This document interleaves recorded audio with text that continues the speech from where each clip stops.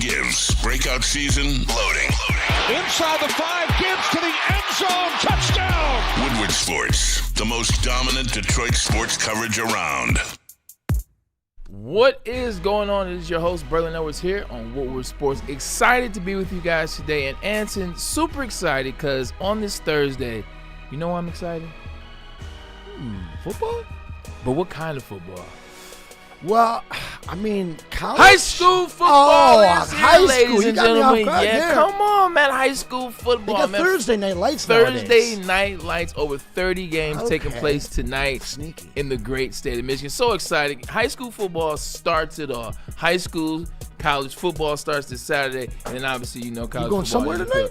I am actually. I'm heading out to Fenton High School to speak cool. to the Fenton High School squad. They got a squad? Yeah, last year they won their districts for the first time in 9 years, and they're trying to capitalize Shout on out. that. Shout out. Build on the momentum. So this year they're trying to prove that last year wasn't a fluke. They're trying to prove that they belong, and they're trying to prove that they're going to turn it up in the Division II. They play Dow, who's number 5 team in the country or in the state. So it's going to be interesting. But I'm excited, man. As I say, what's up to Sweet Patata Cam, B-Lad, and Justin over there. High school football, man, it's back. Let's go. Warm those lights up, y'all.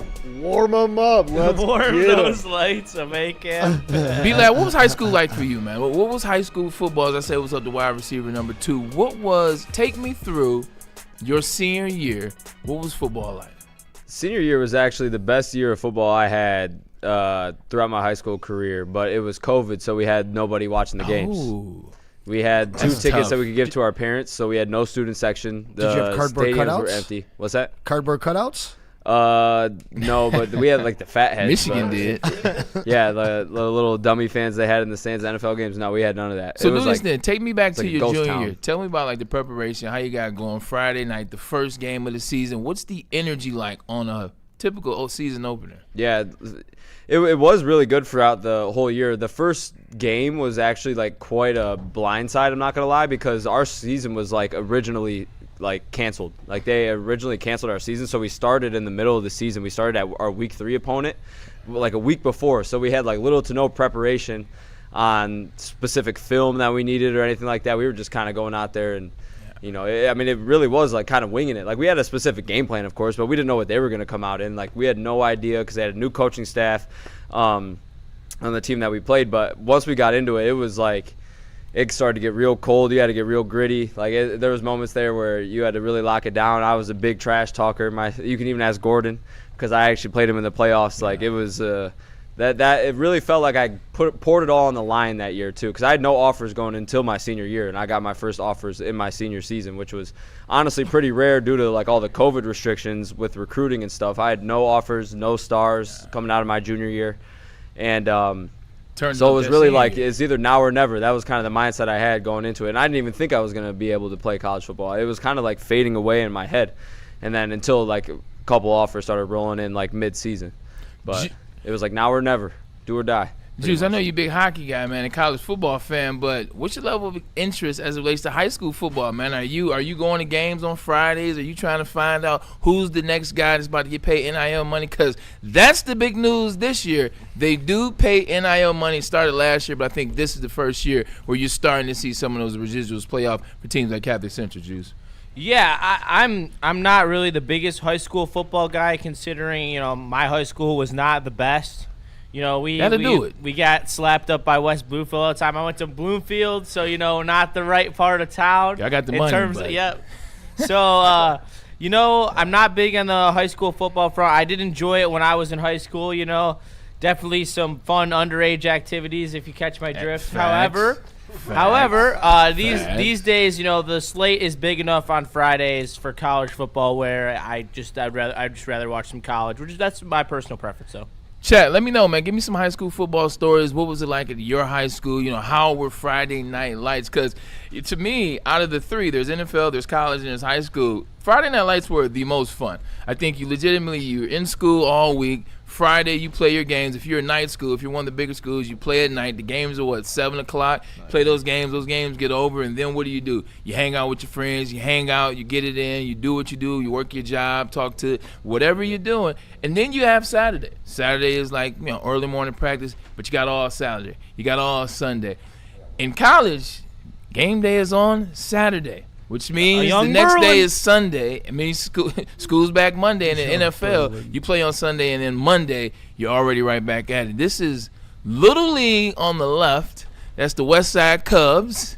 That's Martin Luther King High School. Shout out to MLK in the middle. That boy had a knee brace, a big jersey. That boy looked sloppy and terrible right there. Is that what is that? That's Pop King. Warner on the left? Yeah, that's Pal. Same thing. Okay. So, Pal, and then the last one is Bishop Gallagher. Shout out to Coach Sahadi. May he rest in peace. Both my high school football coaches have passed away. James Reynolds as well. But, yeah, man, this was it. Number Friday 3. Night Lights. Number 3, huh? Yeah. 3 my senior year, 81 junior, sophomore year, and my I know why you chose 81. Why'd freshman you year, choose 3? Why'd you choose 3? So my mentor / big brother / the guy that I looked up to was the receiver out of King High School named Ron Johnson. Ron Johnson with King and went to Minnesota. And when he got to Minnesota, he wore 3. Now, he wasn't no slouch. At Minnesota, like, he's legitimately, if you look at the top 10, the top 30 Big Ten players of all time, wide receiver-wise, he's like number 12 or 13. Wow. Yeah, he finished his career 3,000 yards. I think he had like 25 touchdowns, and this is at Minnesota. So kudos to him. But he wore 3. It looked crazy, and they didn't have 1. So there it is, man. Like it. But excited for tonight. Excited for the field. Excited to talk to these kids, too, about moments, the memories, the things, the work that they put in, the sacrificing. Because I think a lot of times. Young B-Lad there, too. Look at B-Lad over there. I see you right there. Ocho? Yeah, I wore the 8. The bottom one. Oh, he's out. That's that's a touchdown up top. Yeah, the one up top's a game winner. That's a tud. With zeros on the clock. It was like the Auburn play tipped against 100%. Georgia. Yeah, that was exactly what that was. That was exactly what that was. Oh no, that was against Ole Miss or LSU? Georgia. Oh, right. The tip pass, because then they Marshall was the quarterback. Yeah, Marshall was the quarterback. I know that, Nick Marshall, but they had back-to-back weeks because they did that play, and then the very following week it was the missed field goal return, which beat Alabama and got them into national championship. But that was game. exactly what that top image is. Bottom image is a head tap. You know how I know that it's a touchdown? Because usually in a full stride, looking straight ahead, like no worries about what's behind me, what's to the side of me. I know I got pay dirt in front of me and ain't nobody catching me. Green grass. And I use That's all I saw. For effect. So I was just shout out, man. Let's go. Just wanted to start with a little high school football, man, because I think it's important, man, talking to these kids, because now there's so much focus on other things. There's focus on the bread. There's focus on the NIL deals. There's focus on what can you do for me and where I'm at. Sometimes you just got to stay in the moment and be present. And that's going to be my moment of conversation for them before the game. Stay in the moment, be present. I'm listening to all of this, and I hear B-Lad talk about not having that experience as a senior. That's tough. Because of COVID. And Dante151 with the $5 super chat. Yeah, COVID was really weird, especially having a high school football games in January. High school football in Traverse City, snow on the ground. Yeah. That's probably sick. Yeah, that probably was. They could cancel the season, but that's for the love of the game, man. Those guys went out there, made it happen, and still played. That's tough. Traverse City in November is tough. November is tough. It is. Right. You're talking about January. No doubt. But, yeah. In January, Cam is shriveled up in a ball over there. And January, you better put on the mic skates. I got my triple fat goose on. Yeah. Triple fat goose. Shout out to triple fat goose, man. If you had a triple fat goose, you was in there. Deep cut. Like the starter was like the spring, and then triple fat goose was like the winter. Yes. And if you had both, your parents, they had a little coin. They had a little coin, a little stats, so they knew where and when to shop. We have more sound out of Detroit Lions camp today. Dan Campbell came to the mic, came to the podium. He actually talked about some conversation that I think is important, and we talk about on the daily. It's the Brian Branch. It's the Kirby Joseph. It's the Isaiah Pacheco. You see where I'm going with this. Players that were very significant and impactful for this team, however, not able to practice during training camp, not able to build that rhythm, not able to give you a full assessment on what this Lions team can look like in 2026. Yeah, and they were supposed to be a big part of this team, and some of them especially one name for me, looking like it's going to be not a factor for the Lions at all this year. I don't want to name names. I'll let you go and bring us through each one at a time. But, yeah, there's some concerning stuff at this point. Those signings and the guys that you invested in this offseason that you thought were going to be a big part of this team, going to have to make some adjustments. Speaking of adjustment, before we play the clip, there's going to be an individual where I'm going to ask you, should he have done more when we finish these clips? Because I think when you listen to Dan on Brian Branch and Kirby Joseph, when you listen to Dan on Isaiah Pacheco, it makes you wonder another question. Here's Dan right now, though, on Branch and Kirby, the dynamic duo. You had said at the start of training camp that both Brian Branch and Kirby Joseph could be back at practice late August. As we get to the point where you might have to put them on the pup on Sunday, are you considering at all maybe stashing them on the 53-man roster, getting them to practice those first 4 weeks, or are you thinking kind of the other way? Yeah, Brad and I will discuss all that, over the next, call it 3 or 4 days here. We're going to start kind of meeting this afternoon after all this and start going through it. And so I'm not going to be able to give you a definitive answer right now. Both of those guys are doing well right now. He said both of those guys are doing well right now, so we'll have to take him at his word, although it's still interesting that Kirby Joseph is not at Allen Park. He's not here. He's not with the team. He's not rehabbing in this space. Brian Branch is one, for me, Anson, where, look, he tore his Achilles. You know what it is. You know the rehab process. You know how long it takes. We know when to expect him by. Even if he can't give us a definitive timeline for Brian Branch, you typically know. You can look at Achilles injuries within the last 3 years and understand what that process is. The one that bothers me is it's the Kirby Joseph, because I think when he's getting up there and he's talking about – I don't think he knows, and I don't think we know, and I don't think Kirby knows. It's been so much inconsistency as it relates to his knee, the degenerative knee, and the story for the last 9 months. Well, this is a return to consistency, actually, because you're right.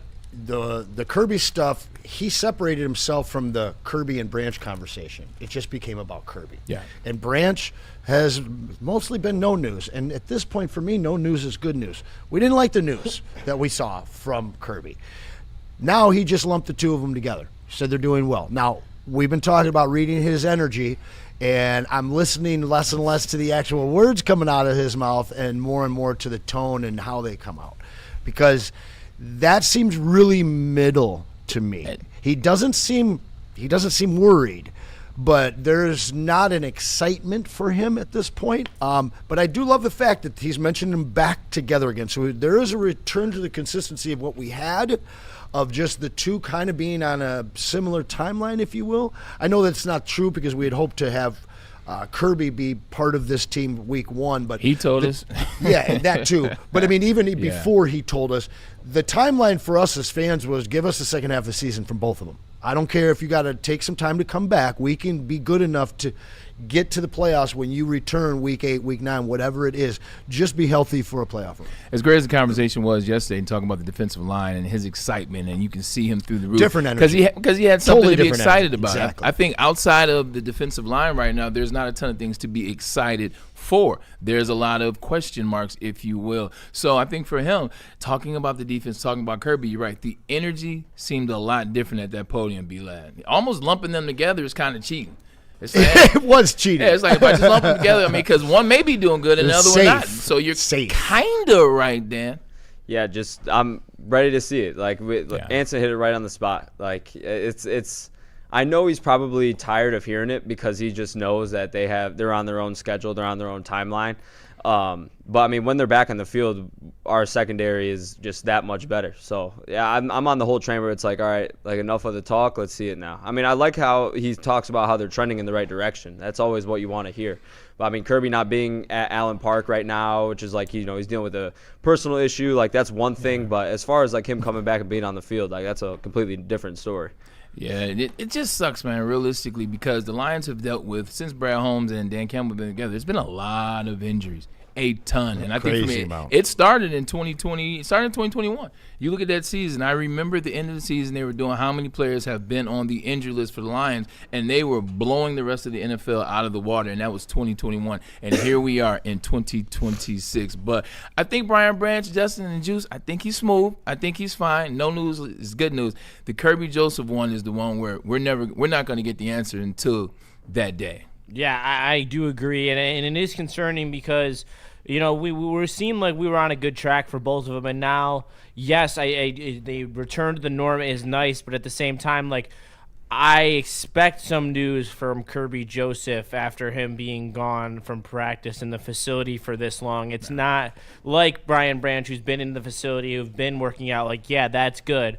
So, yeah, I'm slightly concerned about Kirby. I mean, I hope that the knee can get better. And if this is personal issues, I hope that he personally can get better because, he seems like a great, person. But as well as we need him on the field and we need him playing free safety or this defense just doesn't work. And so it definitely a little more concerned than I was before hearing this clip, Bray. That is the other thing about it too, and let's take one step back. I think we get so caught up in just looking at these players as players. Like, all you are as a player, you're a number, you wear a helmet, you're a jersey, this is that. This could be something that maybe is his family. This could be a personal matter that he's taking care of within the family that Dan doesn't owe us anything, Kirby doesn't owe us anything in that relationship. So if that's what it is, then you have our blessing, you have our condolences to everything that you're going on and that you're dealing with. With that being said, if it is the knee, still want to know kind of what's going on, because you're not talking about a broken leg, you're not talking about a torn ACL, you're not talking about something where we have a timeline, something where we have an example, where we have just mystery. That's all we have. Is that right? It's like the mystery all machine. Mystery. It is. And this team, with the way that the defensive line is starting to get everybody excited, the addition of Devin White. If those two were healthy right now, the only thing we'd be worried about would be our center. And this team, you'd really be putting them on that close to that top tier with the Rams. Not having those two, like, we know we're going to get Branch back, but even when you get him back, and as good as Jason Tatum was, we parallel them because they're working with the same people, but he wasn't himself when he came back. We probably don't get 100% of Brian Branch until 2027, and I think that everybody knows that. Yeah. But the idea that you never get 2025, 2024 Kirby again, which is the mystery. He was special. That's where it's what has you putting them in tier 3, because it's a mystery. We don't know. We don't know what our center is going to look like. We don't know what our safeties are going to look like. Speaking of injuries and speaking of another reason why they may be in tier 3 for me, one of the things that we've had for the past 4 years, which we don't have this year, is the backup running back in David Montgomery. This offseason, the Lions parted ways with David Montgomery, and they traded him for a 4th-round pick as well as a 7th-round pick next year, as well as Juice Scruggs. You went from doom to gloom, man. And I'm not talking like morning show doom to gloom. I'm talking about reality to reality, because these both situations are bad right now. Having David Montgomery and Jahmyr Gibbs in that backfield, man, was a heaven sent for the 4 years. No longer here. We go out and we get Isaiah Pacheco, an individual that has been hurt. You track his history in the NFL, 4 or 5 years straight, different injuries. He got injured earlier this training camp with a sprained MCL. Here's Dan Campbell talking about Isaiah Pacheco, and he's actually not talking about the knee that he sprained. Check it out. And on that note, is there an update at all on Isaiah Pacheco? Is his timeline still hopefully likely week 1? He's another one. I can't give you anything definitive, and he is feeling better as of yesterday. I mean, it's been a little touch and go right now. He's had a little bit of a back, and we're hoping he's coming out of this as of yesterday a little bit. So that's in addition to the knee. What's that? That's in addition to the knee. Just to clarify, Dan, is the knee injury the same knee that was injured last year for him? I do not know that. It's a good question. The knee is not the concern. The knee is not the concern.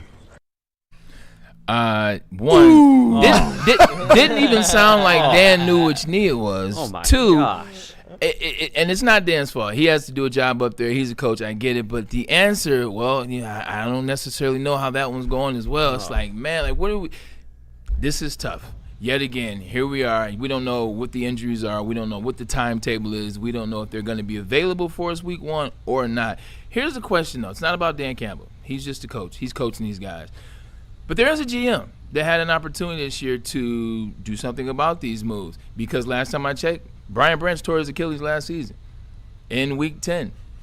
Kirby Joseph got hurt last year and had a degenerative knee. You didn't know if he was going to play again. He didn't want to get surgery. You guys wanted him to have surgery. Then it was he can do what he wanted. Then there was, well, maybe we'll meet in the middle and figure it out. That's 2 situations that you knew of, and you didn't necessarily do the best job of replacing them at the safety position. And now here's a running back after moving on from David Montgomery. Now you bring in Isaiah Pacheco, someone that we know to be injured in the past 5 years in a row and also hasn't been the best version of himself.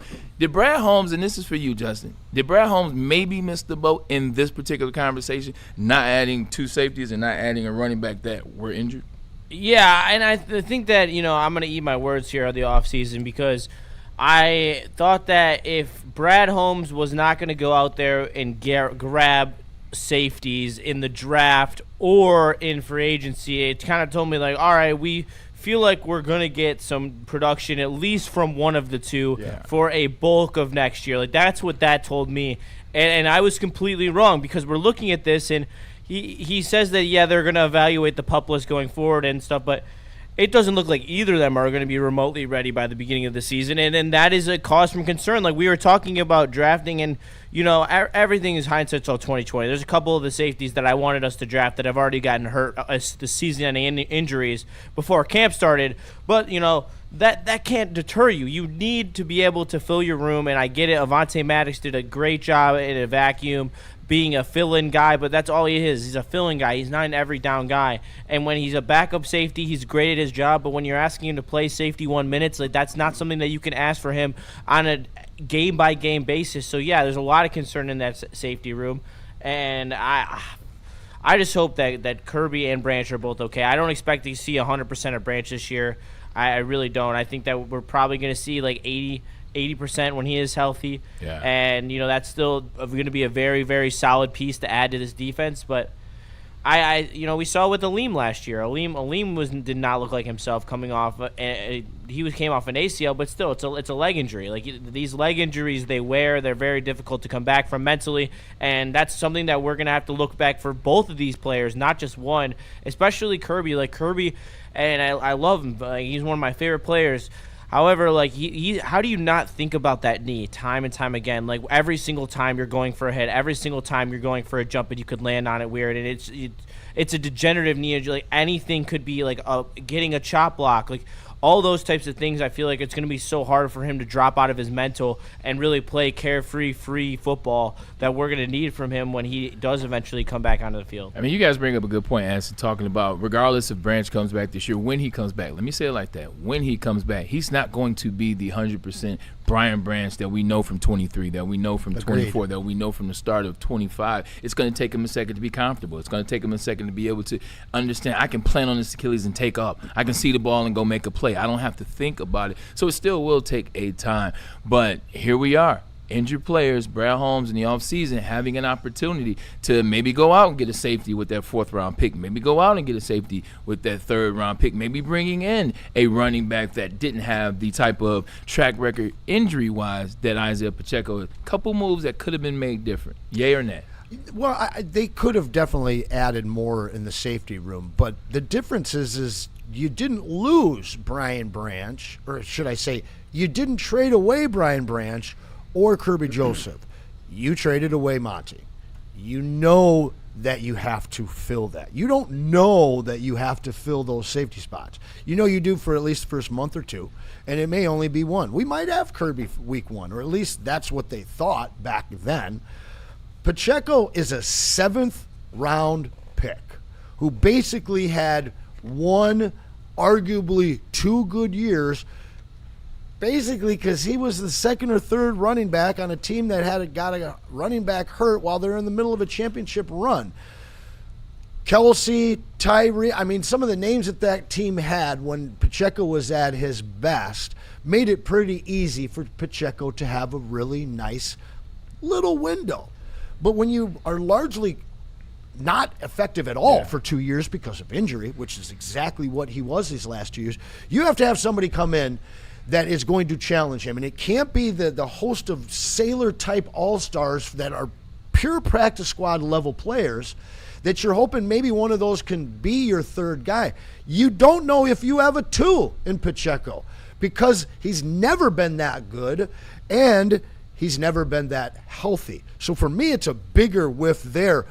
And then compounded, Braylon, by the fact that these guys are just slow to the gun on getting somebody else in here. Like, I'm hearing these different names in these different interviews, but then Justin's telling me about guys that are making all the way to NFI or practice squad possibly, and they need to make a move at running back worse than any other position for me right now. Yeah, like B-Lad, like when I had a trainer tell me one time, it's some of the best advice I ever got. And shout out to my boy John Melody at the JETS, Jets. But when I was there, he said, look, man, so many athletes are focused on the rehab.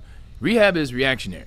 And this isn't a medical comment. I'm gonna relate it back to Brad Holmes. Rehab is reactionary. I get hurt, now I got to rehab. Now I got to take care of the things, or now I have to rehab what caused this to be an injury, something that I negated for 4 weeks, 5 weeks, 6 weeks, 2 months.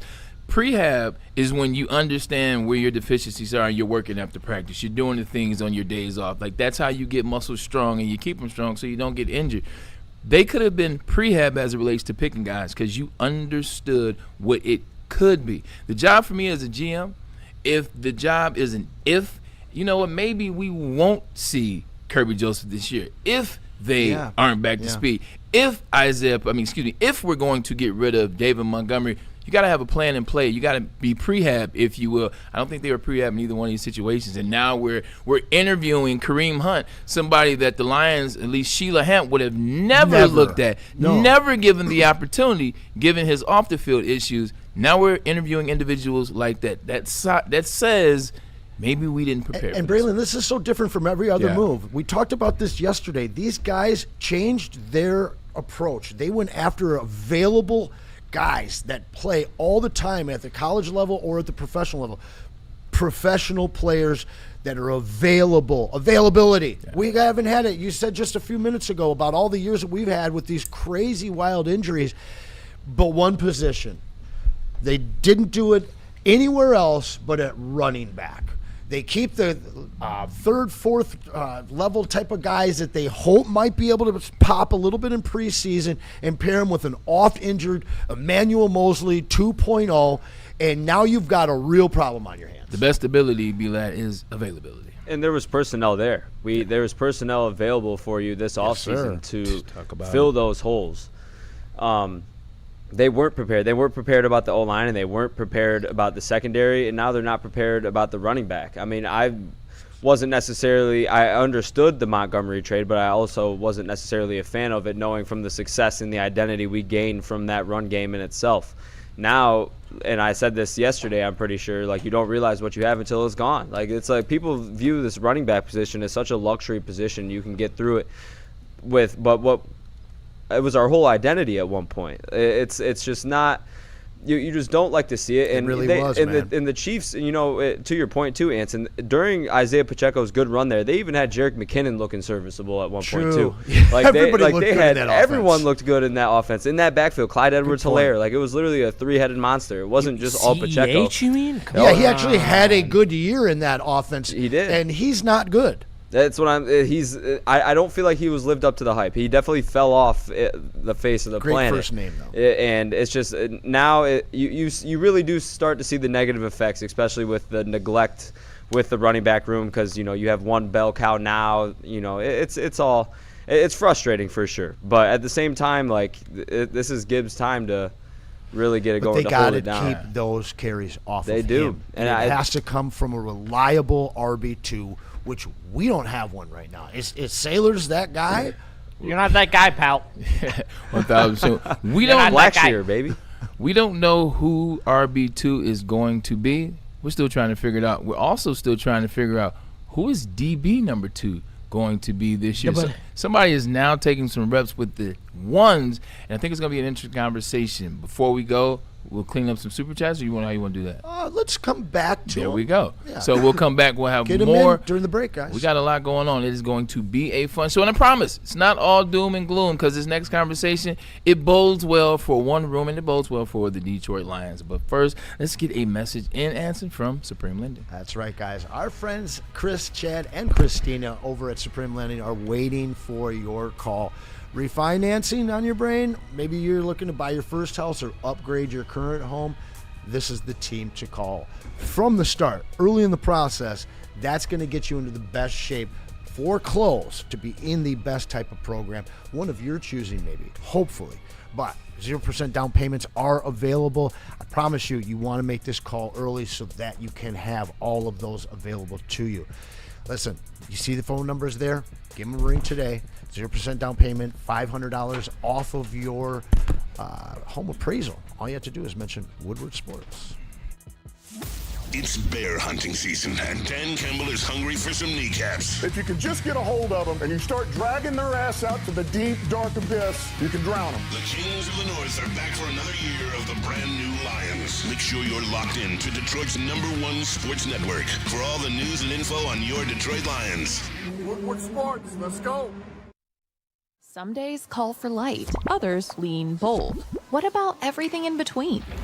All Day IPA, the easy choice for every day. Citrusy, crisp, refreshing. Flavor you can float with. Light on the hops, big on refreshment. One's great. Two, even better. Brewed with you in mind.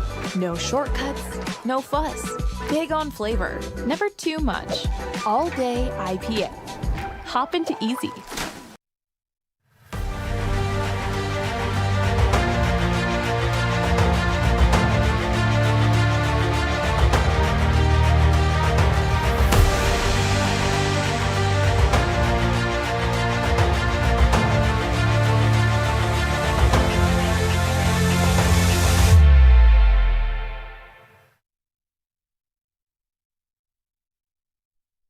You're building a whole combat sports enterprise in the heart of it in Detroit, and that's what I think is the coolest. I think with opportunity, right? Like you said, maybe you like to punch people in the face for real, and you know you want to be a boxer, and you have an option there. Maybe you don't like getting punched in the face, and you want to make, you like the theatricals and the storylines, and so you have an avenue here. Maybe you start at one and then want to change to the other. I don't care. I just want you in the building and know that you have some place to go to explore that. Just having the ability to, what do you want to do and how do you want to do it to the best of your ability? And, it all starts with the kids. There's only one place to upgrade your relaxation game, and that is the Massage Chair House, who has the largest massage chair showroom in the great state of Pure, Michigan. Scan the QR code above my head and tap in with the wellness doc, Dr. Eric Duncan, and his YouTube channel where he goes through all the top-of-the-line models like the Infinity and the Osaki. I miss those bad boys. I'm going to have to make my way out to Massage Chair House soon, and so will you.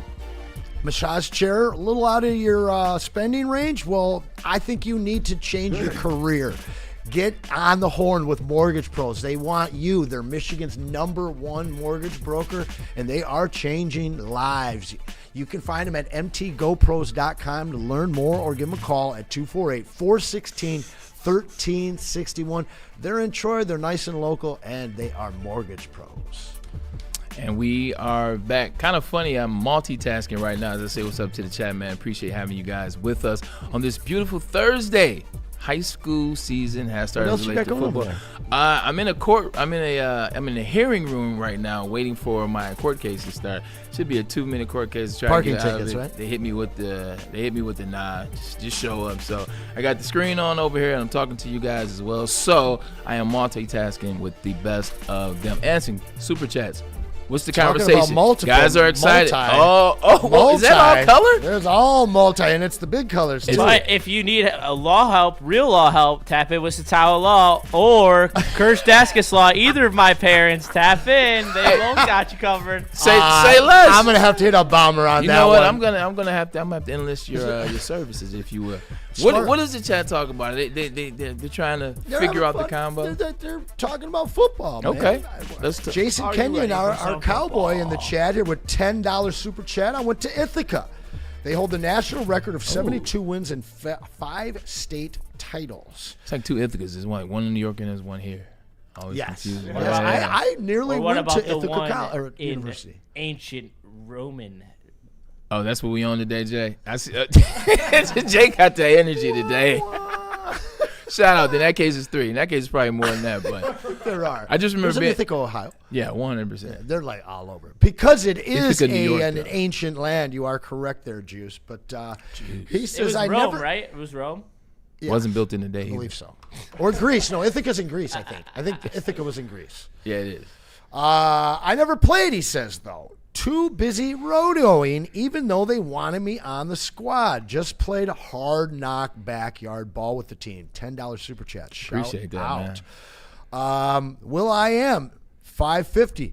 Doesn't like what we're talking about. He likes football, but we're talking about the bad stuff. So he says, I kind of want to switch gears. I think we could probably have the best edge room in the NFL with Aiden Hutchinson, DJ Wanham, Ahmed Hassanin, and Derek Moore, a guy that we will get to in a little bit. I appreciate the gear switch, 100%. It's not always doom and gloom, but we got to talk about what's being discussed. And today, Dan did discuss those, and those are topics that are very important to this season. But until that defensive edge rush, could it be the best in the league?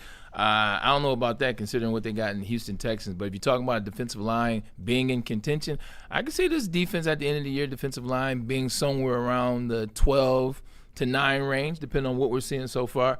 But as far as best in the league, just the edge rushers, I can name 5 teams off the top. Not for the whole season, yeah, but by the playoffs, if Hassanin and Derek Moore are really contributing and it just absolutely look like the studs that we're kind of getting a glimpse of. But that's what we talked about a little bit yesterday. Like, legitimately, having guys be able to do different things to still be able to get to the quarterback means you can play them in different spots. Even switching to linebacker for a second with Derek Barnes, I was thinking about this yesterday. Them playing 4-2-5, now you have some specialty packages. Now, if I'm talking about having Derek Barnes in the game for a full, just to be the guy in there for every single down, that's not what I want out of him. But you're talking about putting him in some moments where he can come off the edge, he can rush in some certain spots, drop into a little bit of coverage and give them the wrong or the false front, false looks. There's some things that they can do. So if you're talking about a lot of guys being able to make moves off the right or off the boundary, I agree with that. They're starting to show. Top 5 craftiest line in the league, maybe?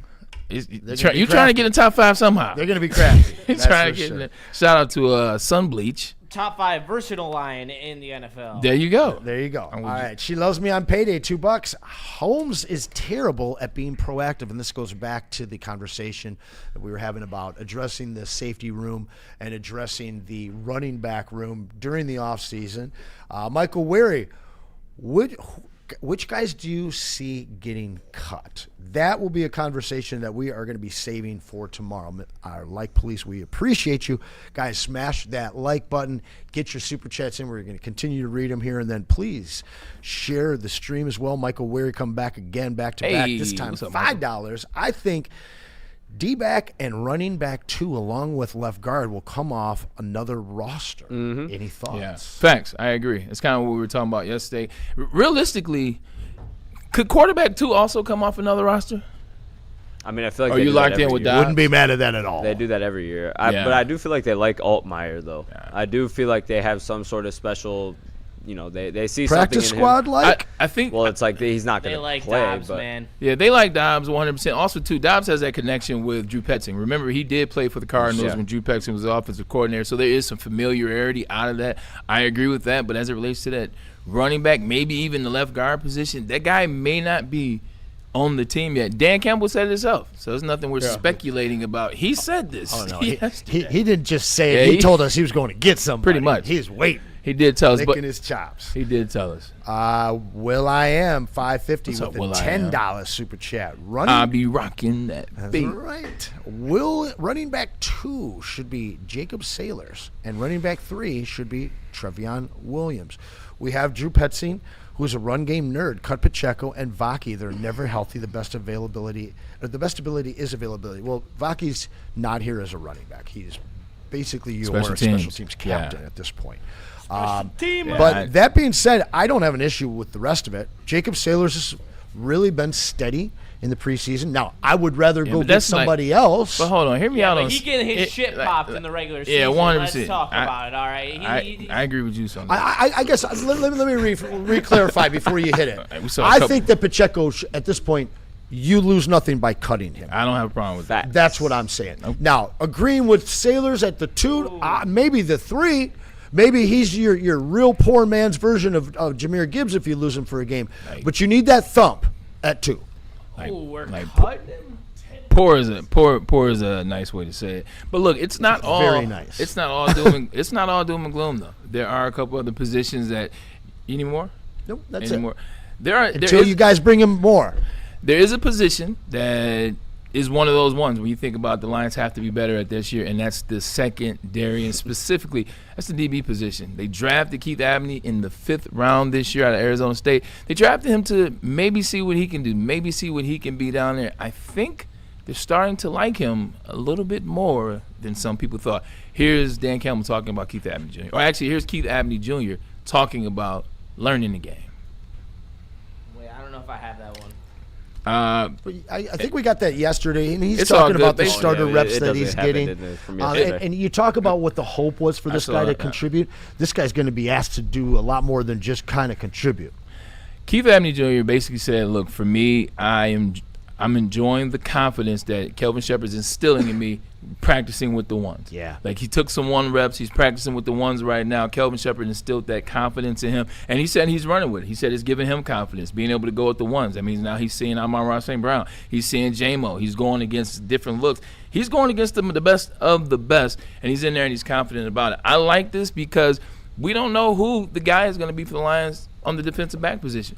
You look at what the Lions were last year. Do you know who was second on the team in pass deflections last year for the Lions? I give you a hint, it wasn't the safety. I give you a hint, it wasn't the DB. It was Alex Anzalone. Oh, wow. Alex Anzalone with 9 pass deflections was number 2. Rock Ya-Sin with 8, Terrion Arnold with 8, and DJ Reed with 7.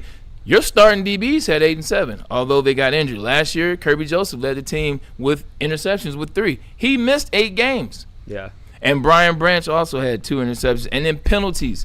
The Detroit Lions were number 1 as it relates to secondary penalties. There were 37 penalties, 26 of them accepted. 26 of them on Terrion or accepted? 26, both. No, both. But realistically, they have to be a better version of what they were last year. Keith Abney Jr. has shown some flashes, shown some promise, talking about the technique, talking about the short tackler. He's shown you that he can be a guy. You're still trying to find that guy right now, B-Lad. Yeah, the thing about him is he has one hell of an opportunity right now. Like this 21-year-old kid is going to be in that Amik Robertson type of role that we saw last year. Now, I did see not too long ago an Amik Robertson tape that did not look good, and I think we were a little blinded by a couple of things there. But you're going to see some growing pains. Like I said, the kid's only 21 years old. He's younger than me, and he's going to be playing that slot role. So you're going to see him kind of thrown in the fire. Now, so don't be surprised if you see some growing pains here and there. But now, I do think his ceiling, especially week 2, his ceiling is very high though. That's the thing is if he's already showing flashes like this, that he's NFL ready and starter ready, and obviously his college tape is very well put together at Arizona State. He could actually become something if they can develop him, and he could actually become that starting slot. And because boy, we need a good slot corner on this team, because I mean we have the perimeter kind of solidified right now, but the slot was, after losing Amik, was it going to be McCreary or is it going to be, we didn't really know going into this preseason. So he has one hell of an opportunity though. Yeah, 100%. Roger McCreary, we talked yesterday about him talking about the practices. So you really got to get you know what to be able to practice with this team. But there's an opportunity, but there's just still that uncertainty about the secondary. That's why I think, Juice, Dan's so excited about this defensive line, because when you have the multiple looks that we talked about, especially with Devin White and Jack Campbell now at the linebacking spots, Dan's excited because that defensive secondary is still a little bit puzzling to them. Yeah, and I think that when it's that scary out there in the secondary versus how comfortable it honestly is in the defensive line. Like, you have dogs there, and you have what looks like is going to be some proven names. I know that Derek Moore is going to be out for a little bit, and we'll talk a little bit about that more in a later. Anyway, I really do like I do like Abney, and I think that in the nickel spot, it's perfect for him. Long He's arms quick, in that slot, he's long, And like Disrupt. unlike Meek, like he isn't like a reliant like I'm gonna say bulldog corner for lack of a better word, where he's just up in your face, and that's like the only style of Meek is good at is in the press, is in man coverage. I think Abney is a lot more skilled in zone and has a lot more of a well-rounded game that can be developed at the NFL level, where I think Meek was just put into a role where he was only indicative of playing man coverage in the slot and being a physical defender, where I just don't think that he is as he's very one-dimensional in comparison to Abney's potential in this league. And I do agree there's going to be growing pains. Like Khalil Shakir in week 2 is going to be a brutal matchup for a young rookie and Abney, a veteran who knows how to run routes. And that's going to be a tough test for him. But other than that,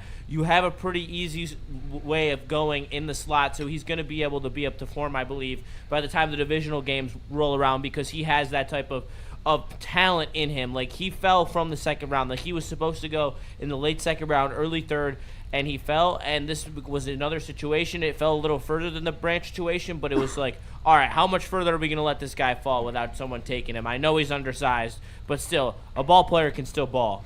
It's not about the size of the dog in the fight.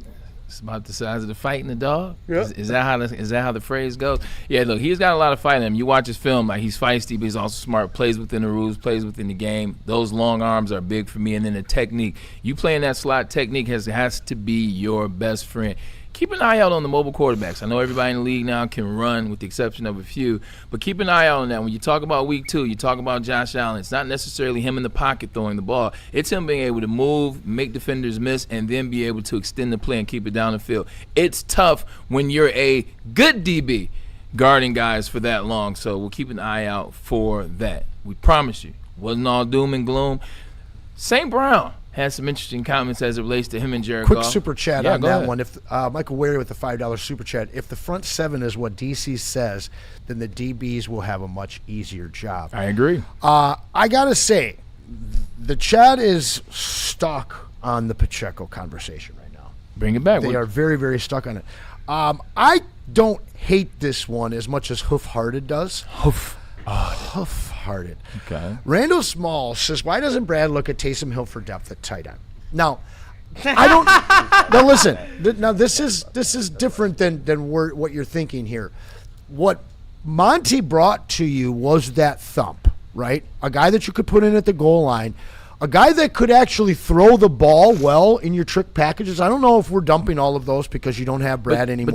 But that's the sneaky thing about David Montgomery is when you look at him, he's the bigger back. He was the best in pass pro. So realistically, you say he's the thump guy. He's the bruiser. He's the mauler. But that's not exactly what he was. If he needed to, the versatility exactly. is what made him so special as it relates to a number 2 running back. Because a lot of what Jahmyr Gibbs can do, like you talking about making somebody miss, like we've been watching his tape in Houston. He's been making people miss all training camp, and ever since he was been there, he made people miss in the Lions uniform. You talk about being able to get the top end speed. How many 50-yard runs did we see out of David Montgomery as a number 2 that's supposed to be the thump? A lot. I really remember that 77-yard against the Chargers. Like he had one against the Ravens. One hands out of the backfield. How many times did we see David Montgomery drop passes? And then we didn't. And be able to extend it. So that's where the Lions misses. It's not the thump. Hey, you know what? We got a Thunder and Lightning. He's the Thunder. He did more than just be Thunder, and I think that's what the Lions overshot in the offseason. I mean, I don't hate this. He had some good games last year. You bring in a guy that, because we have had injuries to what, 2 or 3 tight ends now? We lost 2 to IR at this point.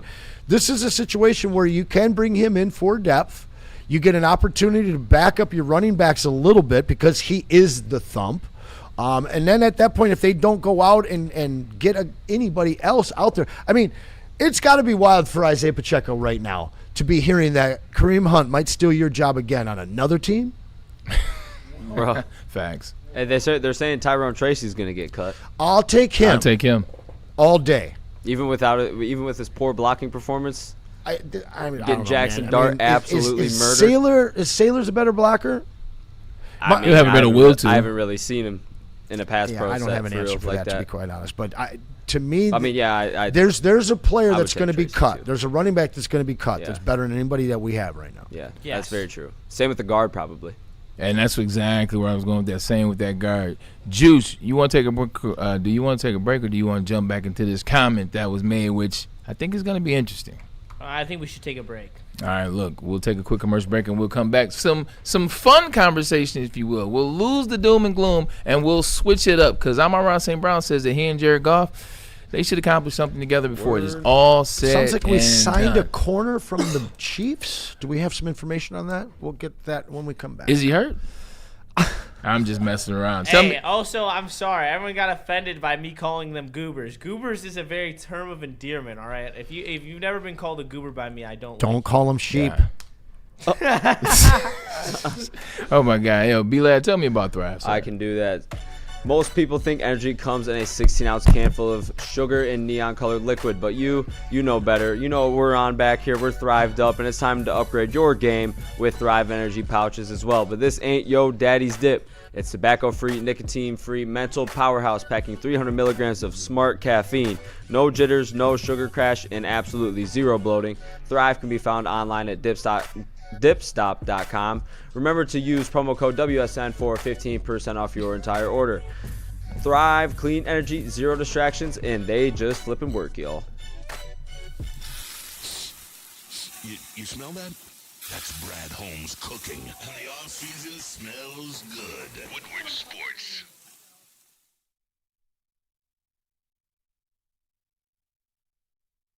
You know how some things are so good they should be world famous, but they're not? Our house-made vinaigrette is one of those things. And the antipasto salad, we drizzle it over. Same with our hand-battered chicken tenders. Original recipe soups and pasta sauces. It's almost as if our original, world-famous Detroit-style pizza is mocking them. And that's not very nice. Planet Fitness now has even more best-in-class strength equipment. Join today for $1 down and save. We're stepping it up. We're not slowing down. Finding new face, new focus. Love that new equipment smell. So, you in? Join the club today. Save when you join for just $1 down, $15 a month. Planet Fitness. We're all strong on this planet.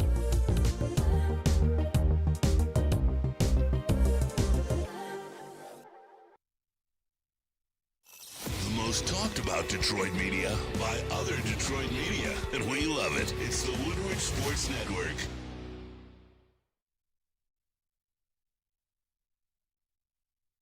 The other pizza companies, they're just for goobers, guys. All right? Don't be a goober. Call Buddy's Pizza tonight, and we'll save you $10 off of your order of $50 or more.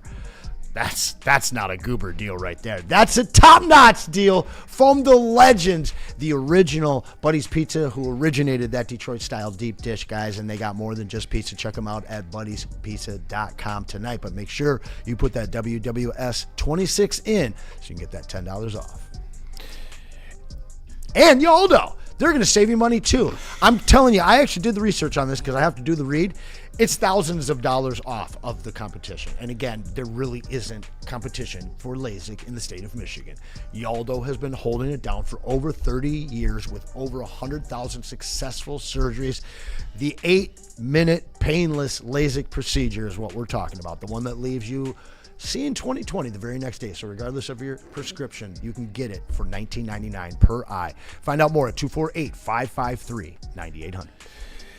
And we are back. Welcome back to the Braylon Edwards Show here on Woodward Sports. Funny thing, somebody walked up on me. Well, not like that, but somebody came up to me, had a conversation. I like the show. I watch the show. I love the back and forth that you have with the guys. They said, but why don't you ever read the per eye part on the Yaldo read? Because it says $19.99 per eye. So why don't you ever read per eye? I was like, it's on the screen. You can read it yourself, if you will. But having spirited conversation about the Detroit Lions. Now, we're not trying to all make it doom and gloom. I thought a conversation about Keith Abney and what he could be, thought that sparked a little bit better conversation. But here's the one. Amon-Ra St. Brown as well as Jared Goff, they have rocked and rolled for the last 4 years. What you laughing at over there?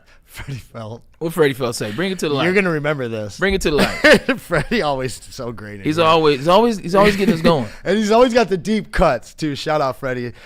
He's shouting out the PB&J that comes in one jar called Goobers.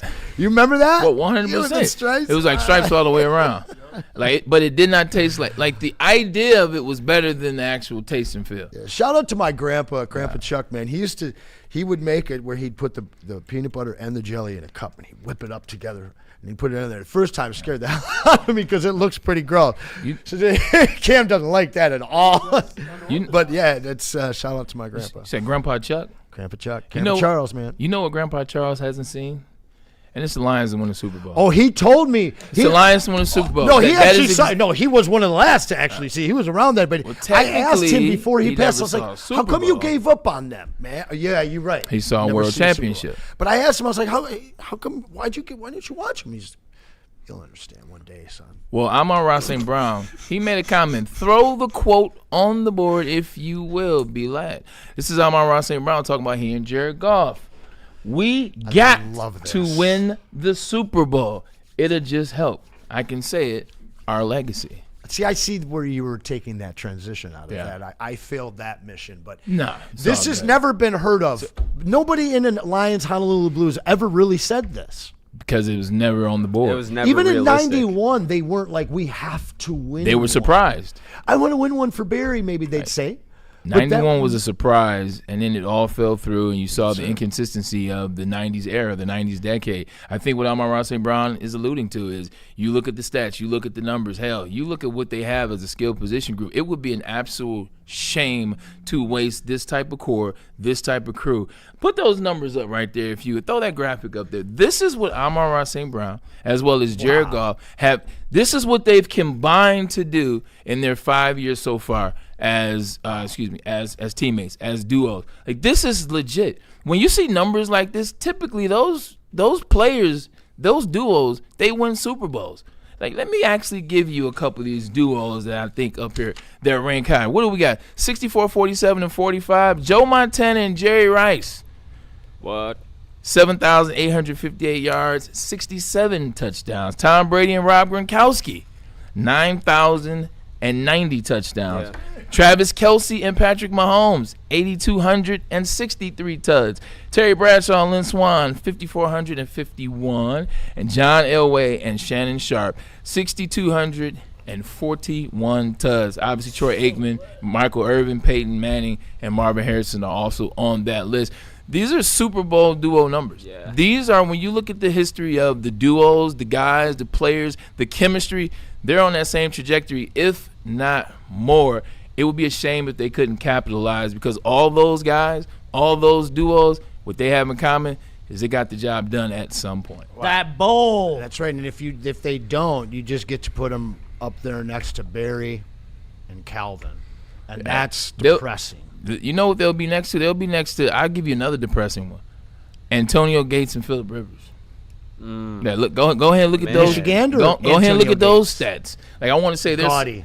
Yeah, 120 touchdowns. People don't know. People forget about Antonio 111 Gates. touchdowns. Shout out to Detroit Central's finest. Shout out to the guy who got in the Hall of Fame 2 years ago. 111 touchdowns. I want to say he's over 11,000 career yards. He used to buy hoops tickets for my old man. Yeah. But you just want to see a duo, a team, what's the word I'm looking for? Just an atmosphere, environment type duo. You want to see them get rewarded at some point. Especially, I mean, for us Lions fans, having arguably the greatest running back and wide receiver. And I know that one ranks higher on that chart than the other, but they're two very, very special players that literally lost so hard they quit. What could this duo finish up for you, Justin? Just watching them so far in his first 5 years.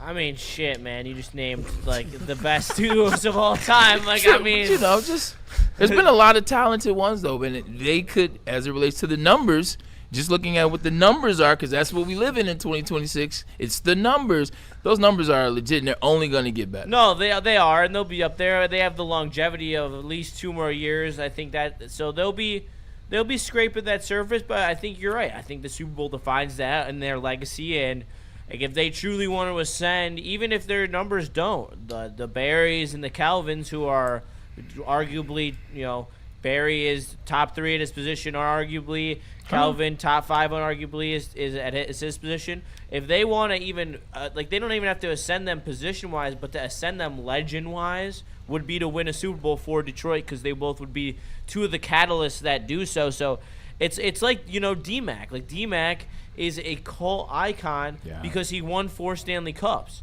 and he is more famous than a lot of the Red Wings on the current team, because he has won 4 Stanley Cups. It's just a different thing when you can bring that legacy. I guess it's not the best example, but still, like the legend of D-Mac shows that winning is bigger than anything, and it brings fans that don't necessarily watch the sports, because you bring the city together, and that's where I think that bringing the city together to a championship, because it would be the biggest championship in the city's history, would be the Detroit Lions. And I think that if they were able to do that, they would be, what's that quote from Sandlot? Forever. But I know forever. It's dude, heroes get remembered, legends never die. 1,000% talking about the great Bambino. But you're right about the D-Mac situation. I'm about to come to you in a second, B-Lab, but you're right about the D-Mac situation. But what made D-Mac so special, and the reason why he's member, it's not necessarily just for those 4 cups. It's because D-Mac was in the biggest moments, and he contributed at the highest level, whether it was overtime goals to start it, whether it was the fights, whether it was having his teammates back, whether... Oh, yeah, I got to get up out of here. Hey. Shout out. You know what? Let's go to the Super Chat here real quick, guys. Did have one come in. Some breaking news. Dante 1515 $5. It was a trade that just happened. Tutu Atwell has been traded from the Dolphins back to the Rams for running back Jarquez Hunter. I like Jarquez. He was a dog at Auburn. It would have been a nice cut pickup right there, but that's what I'm talking about. If we're talking, because Tutu Atwell probably would have got cut. Like his values are a 7th round pick, 6th round pick. Yeah. Like if we're talking about guys like Jarquez Hunter on the block, we can make something happen. Here, hold on, give me 2 seconds. Let me go find a couple cut candidates for the fellas. I bet I could find a couple running backs in here that would be on the cut block. One of those high volume combinations that never did make it. I think he'd be a little more excited if he was here, but is Jim Kelly and Andre Reed 10,000 plus receiving yards together and 71 touchdowns without ever getting it done. But we're gonna get some ads done, so I'm gonna bounce around here and I'm gonna tell you about All Day IPA from our friends at Founders Brewing. Guys, it's almost the weekend. You can have a decision. There's a decision in front of you when you stand in front of that cooler, guys, and it is an easy one. It's the king of the IPA category for 15 years, All Day IPA, because it's never bitter, it's always refreshing and crisp, and it's got that 4.7% alcohol by volume. So when you're making the choice this weekend, make it easy on yourself. Make it All Day IPA from Founders Brewing, but please drink it responsibly. It's game day on the Woodward Sports Network. Start your day with Woodward in Maine. Then it's time to get you ready for kickoff with the pregame show featuring Neil Rule, Sean Belizian, and Maz. Then watch the game with the biggest personalities in Detroit sports on the Woodward Sports Watch Party with the heavyweights. And when the final whistle blows, don't go anywhere. Anson and Justin will have everything you need on the postgame show. One game, all day, every angle. Game day. Only on Detroit's #1 sports network, Woodward Sports. Shh. Don't tell anyone, but I'm actually a baby. I came in with my mom. Next thing I know, I had a desk. But Feldman's deals are so good, even I can sell them. Right now, get this 2026 Silverado for only $179 a month. Great, another great deal. Looks like I'm working past nap time. Feldman Chevrolet, Michigan's #1 Chevy dealer. I hate to tell you, energy drinks, but you're about to be crushed. Thrive nootropic energy pouches are here to change the game by delivering steady, focused performance in a clean white pouch for a fraction of the cost. And unlike other brands, Thrive comes from an American company that's been leading the way for over 30 years. So stop drinking gut rot energy drinks and why don't you thrive for a change? It's just better.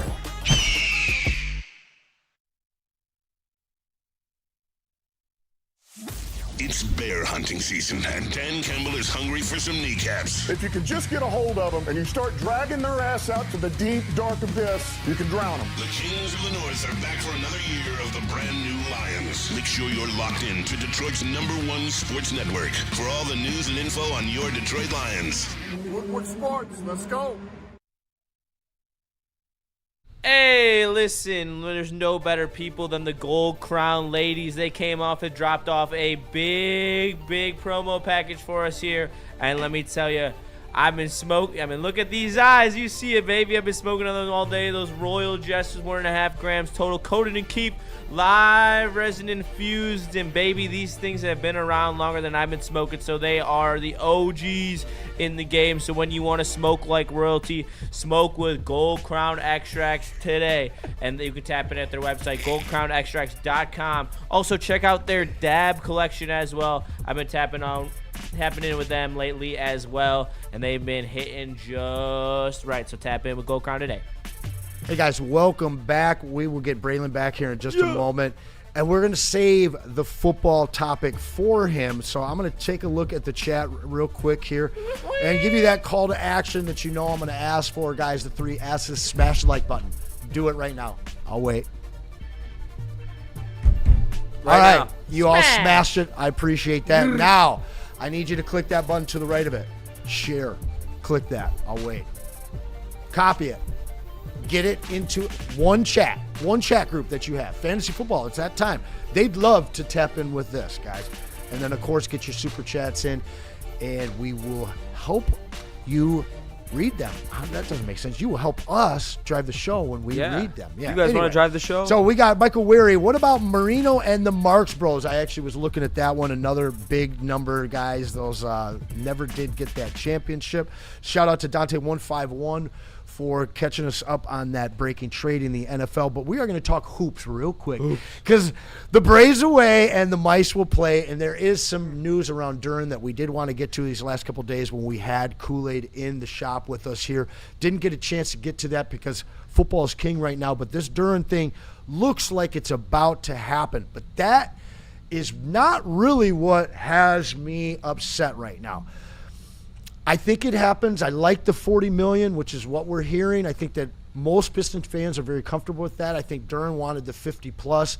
He was never getting that here or anyone else. The big thing is you got to give him that number that makes him a happy Piston, not just a Piston. But some news has happened over these last 2 weeks. A little bit of it, Peyton Watson news, something that pisses me off big time, guys. He was vocal about it in the group chat. Yes, you know this. And then 2 guys just landed. Benedict Mathurin and Jonathan Kuminga for absolutely nothing, guys.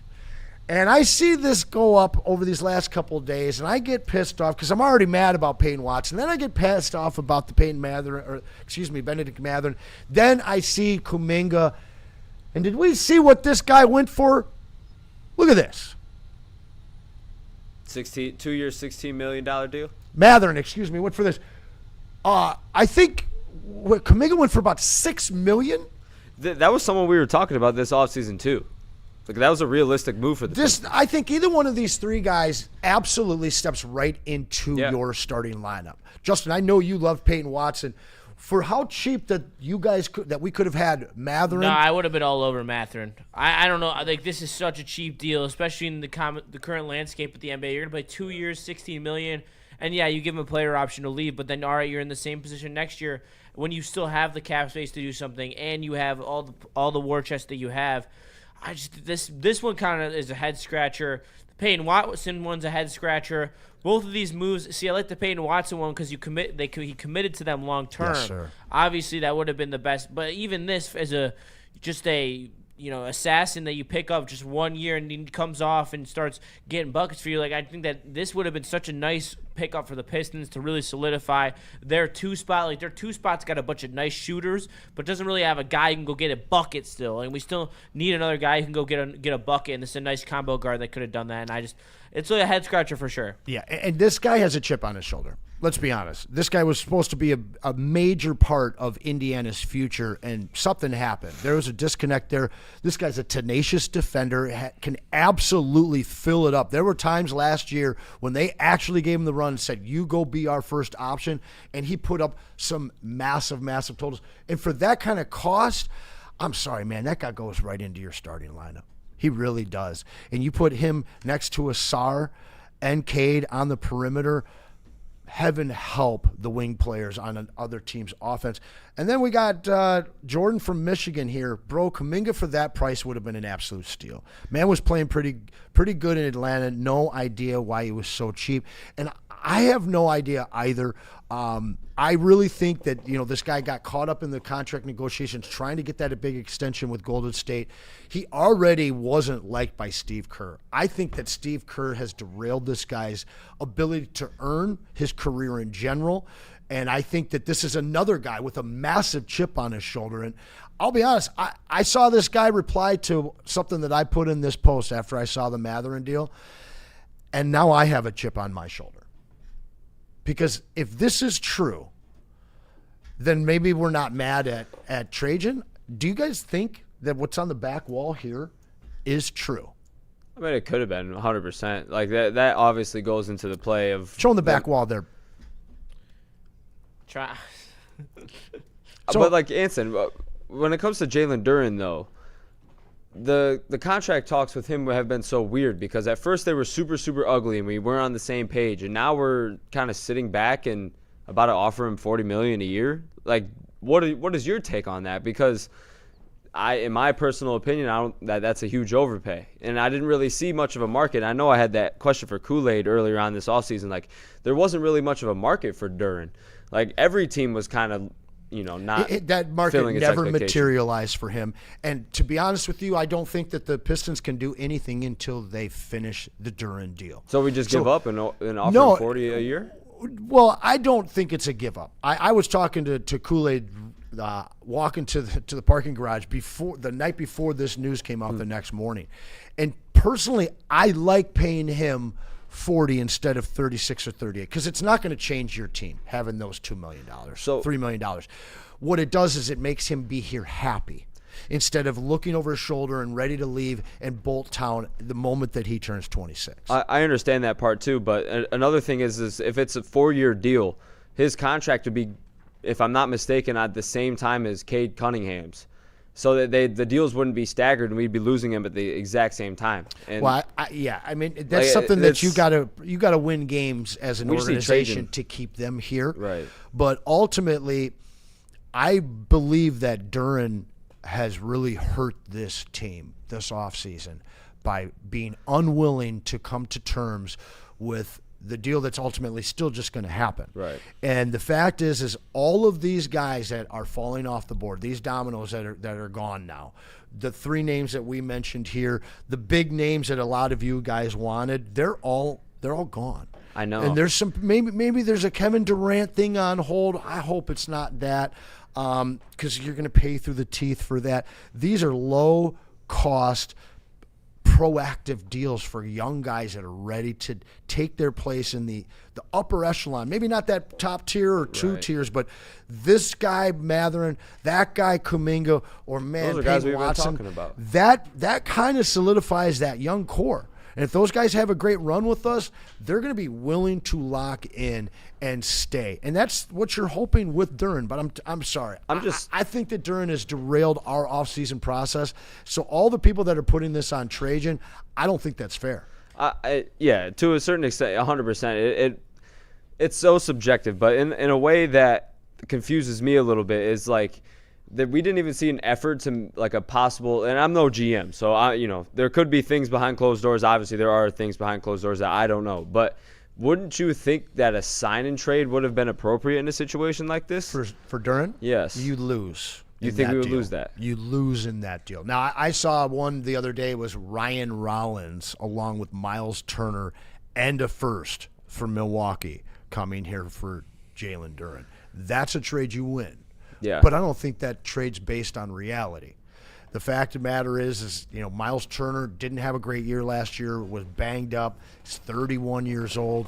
Ryan Rollins is an amazing get. If you could get that guy here as your number 2, the problem is you just can't replace top-notch centers, all pro centers that do it at 21, 22 years old. Yeah, and Jalen Duren, the type of center that he can develop into, it's so likely that you lose that trade, B-Lad. Yeah, it is. And to your point there, his age is what's saving him, but I also think it's also negatively affecting him as far as how much money they're actually going to be paying him at the end of the day, if you know what I mean. And the only thing that concerns me about this entire trade deal is are the contracts possibly, if the rumors are true, and if he's going to get that 4-year deal, he's coming off the books at the same time as Cade Cunningham. That's the only thing that kind of, because you could be put in a hole. You could be seeing some very dark times, either before that or right during that time. But I do agree with you. I do possibly think that, and I saw it in the chat. I don't have it pulled up in front of me, but somebody said that Jalen Duren is potentially holding back what we could be doing more in this offseason. There's no potentially. Because it is. Yes. It's absolutely holding it back. And I guess the big thing for me is, let's say this deal gets done and we come into Monday next week with Duren under contract for the next 4 years. We know that he's here. Trajan knows what's next, and that's extending Asar. But Asar's happy. I think that they've already gotten close to terms on that. And the fact is that should be the moment that signals Trajan can make his move, the one that we also desperately want, the one that we've been waiting for. When does the flag go up, Anson? Like how long? Are we with Duren? For Duren, yeah. When he's unsigned, are we getting to that point? Because I know in the NHL, you get pretty deep, close to the season before it's worry time for extensions. Even training camp starts and there's still some holdouts like the NHL. How does that work in your mind for the NBA? When are you going to start getting worried that there's no extension that is signed by Duren? Well, September 28th is the start of training camp.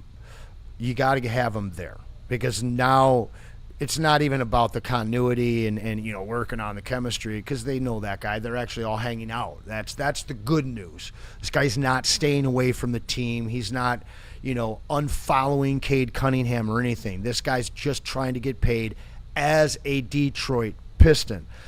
But if you go to training camp on the 28th and he's not there, now you have a circus. You don't have practice. You've got every media asking the same question, and it's all about Duren. That's something that you have to avoid just as much as you have to have him in camp.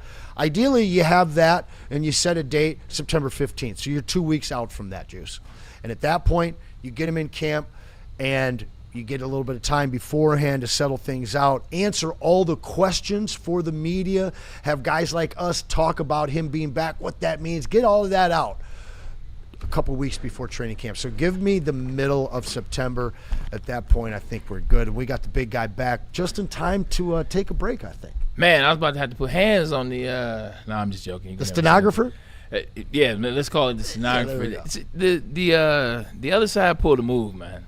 Other side pulled That's a move. what they do, man. Other side pulled a move and got called on it by the referees. So good. Yeah. So good. It's big fella up one.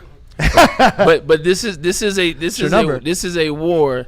This is just one battle. Look, we'll take a quick commercial break. Get back on track. The energy is back. The energy is good. When we come back, we still have fun conversation for you. Let's talk about the NFC North quarterbacks and how they stack up against the rest of the league. Because, in my opinion, the NFC North could be the best quarterback division in the league. We'll talk about that when we get back. Let's get a message in from is it Icon Auto, the Icon you trust. Come on down to Icon Auto Collision and Repair. If you get into an accident, if you get into a fender bender, this is the place for you. And the reason why it's the place is because, one, it's like a one-stop shop. They literally will pay your deductible. They also will give you a loaner, if you will.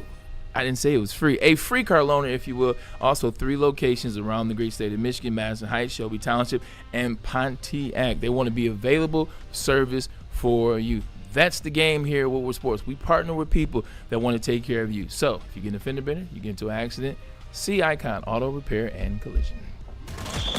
The Super Bowl parade in Detroit will be one for the record books. Detroit just does it different. Woodward Sports, your official Super Bowl or bust Lions network.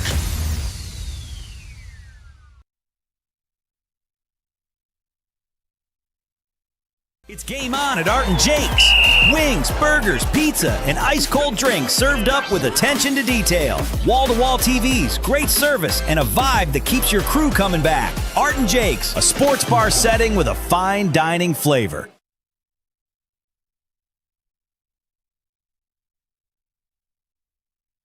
Experience summer in Detroit with pro soccer at Keyworth Stadium. Every Detroit City FC match brings a new reason to show up early and stay late. Tickets available now at deadcityfc.com. Game is won in the trenches, and our big fellas don't mess around. The Woodward Heavyweights on Woodward Sports.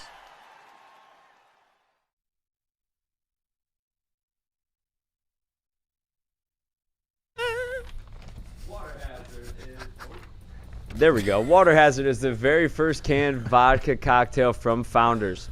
It is a vodka-based cocktail at 5% ABV that's citrusy, refreshing, and gluten-free. Get $5 cans at any Art & Jake's location in Michigan on Mondays, Thursdays, and Sundays. But remember to please drink responsibly. And let me tell you a little about our friends at Loom. MJ, specifically, over in Berkeley. Go and see him at 12 and Woodward. But they've got 39 other locations throughout this great state, and we want to save you 30% off of your entire order. So just scan that QR code above my head. That'll put that code word in there for checkout. But if you do it on your own, head to loom.com on your own. You want to make sure you include that WSN30. That's going to save you that 30% off, and they're going to hook you up with some free gifts, especially your first few visits. So check them out online, loom.com, and make sure you try that Buzzin' Energy when you head over there too. Check them out. They're Loom. And we are back. Did you guys get into any of the Cowherd or the Riddick stuff? We went completely basketball. Yeah, so we want to save the football for the football legend. We don't even necessarily need to show the Cowherd or the Riddick conversation. I think this QB conversation is a little bit better. But I think it was interesting when you listen to Colin Cowherd. He sounds like an individual that somebody's been giving some information to as it relates to the Lions. He loves the Lions. He loves the Lions' talent as it relates to same stuff we talk about, the skill position, what the numbers are, what it looks like. They got better players than the rest of the division. So he believes the Lions are going to run away with the division. Louis Riddick, on the other hand, he believes it's a toss-up. He believes when you look around, because of deficiencies at DB, because of trying to figure out the offensive line, trying to figure out what the running game is going to be, trying to see how Kafka and Petzing blend it all together, he says it's going to be a toss-up. He likes the lineup. He likes the talent. But you can say the same about Green Bay. They got a couple issues, but if it's right, it's going to be right. Same thing for the Chicago Bears. So I just thought it was a two interesting kind of national perspective. One is it's a toss-up in the NFC North, and the other is it's a runaway for the Detroit Lions. The Kool-Aid is real, you're saying? 100. People try to get ahead of the curve, but I think it's fair when you're looking outside in this part. Lions were 9-8 last year, right? 9-8, and they had a horrible year for them. Horrible year for them.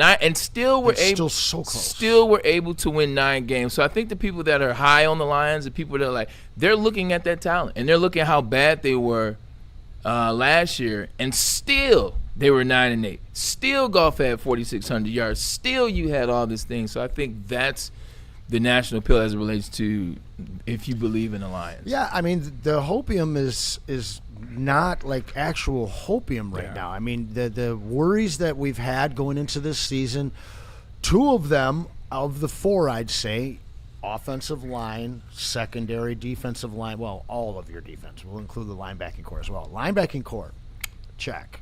Defensive line, check at this point, right? We're still trying to figure out that offensive line, but we've added some nice young pieces, and maybe the return of Cade Mays will help you really look good at that point. And now it comes down to really just the health of your safeties, because even though they're not household names and they're not awe-inspiring and exciting, you have depth and you have professional players at your secondary. So at this point for me, yeah.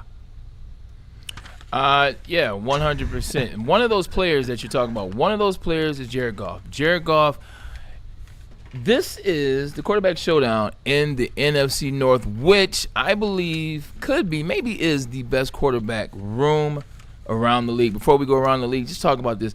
Is this how they stack up? When you look at NFC North, would you go Goff to Love to Williams to Murray? Would that be how you rank these? Or would you have Caleb Williams second, Jordan Love third? I would have Caleb Williams second, Jordan Love third, Murray 4. But Goff deserves to be the number one. He's the guy. He deserves it. Absolutely. 100%. No ifs, ands, and buts about it 100%. because of how he's carried himself. Production. Is this because he got to a Super Bowl, what he did with the Rams, or is this just purely off the last 4 years with the Lions? Numbers That's not me don't trying lie. to negate Is it. that two years of Caleb Williams? Yeah. What's going on? That's not right. That's one of those AI. Those AI follows. That part doesn't even necessarily matter. All right, yeah, it's Goff. I mean, Absolutely Goff. And then it's Love. Because you've got a bad season from Caleb Williams, and then you have a good season from Caleb Williams. I don't know. I'd take Caleb over Love this year. Me too. Caleb's rating was terrible. These numbers aren't right, so ignore these numbers. Yeah, I know, but Caleb's terrible completion percentage, bad QBR rating, some back foot throws in fourth quarters. The only reason those guys had the season that they did. Now, can he repeat that against a much more difficult schedule? I don't know. Jordan Love is the second best quarterback in that league so far. Let me ask you this. That division. Let me ask you this, though, as it relates to Caleb. I know not necessarily your favorite player. However, here's a conversation. Does Caleb have potential to be better than Jordan Love? 100%. Because I look at Jordan Love. Jordan potential Love, is there. He sat under Aaron Rodgers for 4 years. Then he got the option extended, started his 5th year, and here we are now in his 7th year, I want to say. Caleb Williams, he got to play under Matt Eberflus for those first 2 years, and now he's starting to figure it out. Yes, Would you take no doubt. Jordan Love, considering you've seen a lot out of Jordan Love already, but Caleb Williams you just saw last year, and you saw that potential that made him the number 1 overall pick? I wonder what happens in Green Bay with that offense year in and year out with too many average, slightly above average wide receivers. There's just never a go-to guy. It looked like Tucker Kraft was becoming that for a moment. He was nice last year, man. Until then he obviously gets hurt. He's back.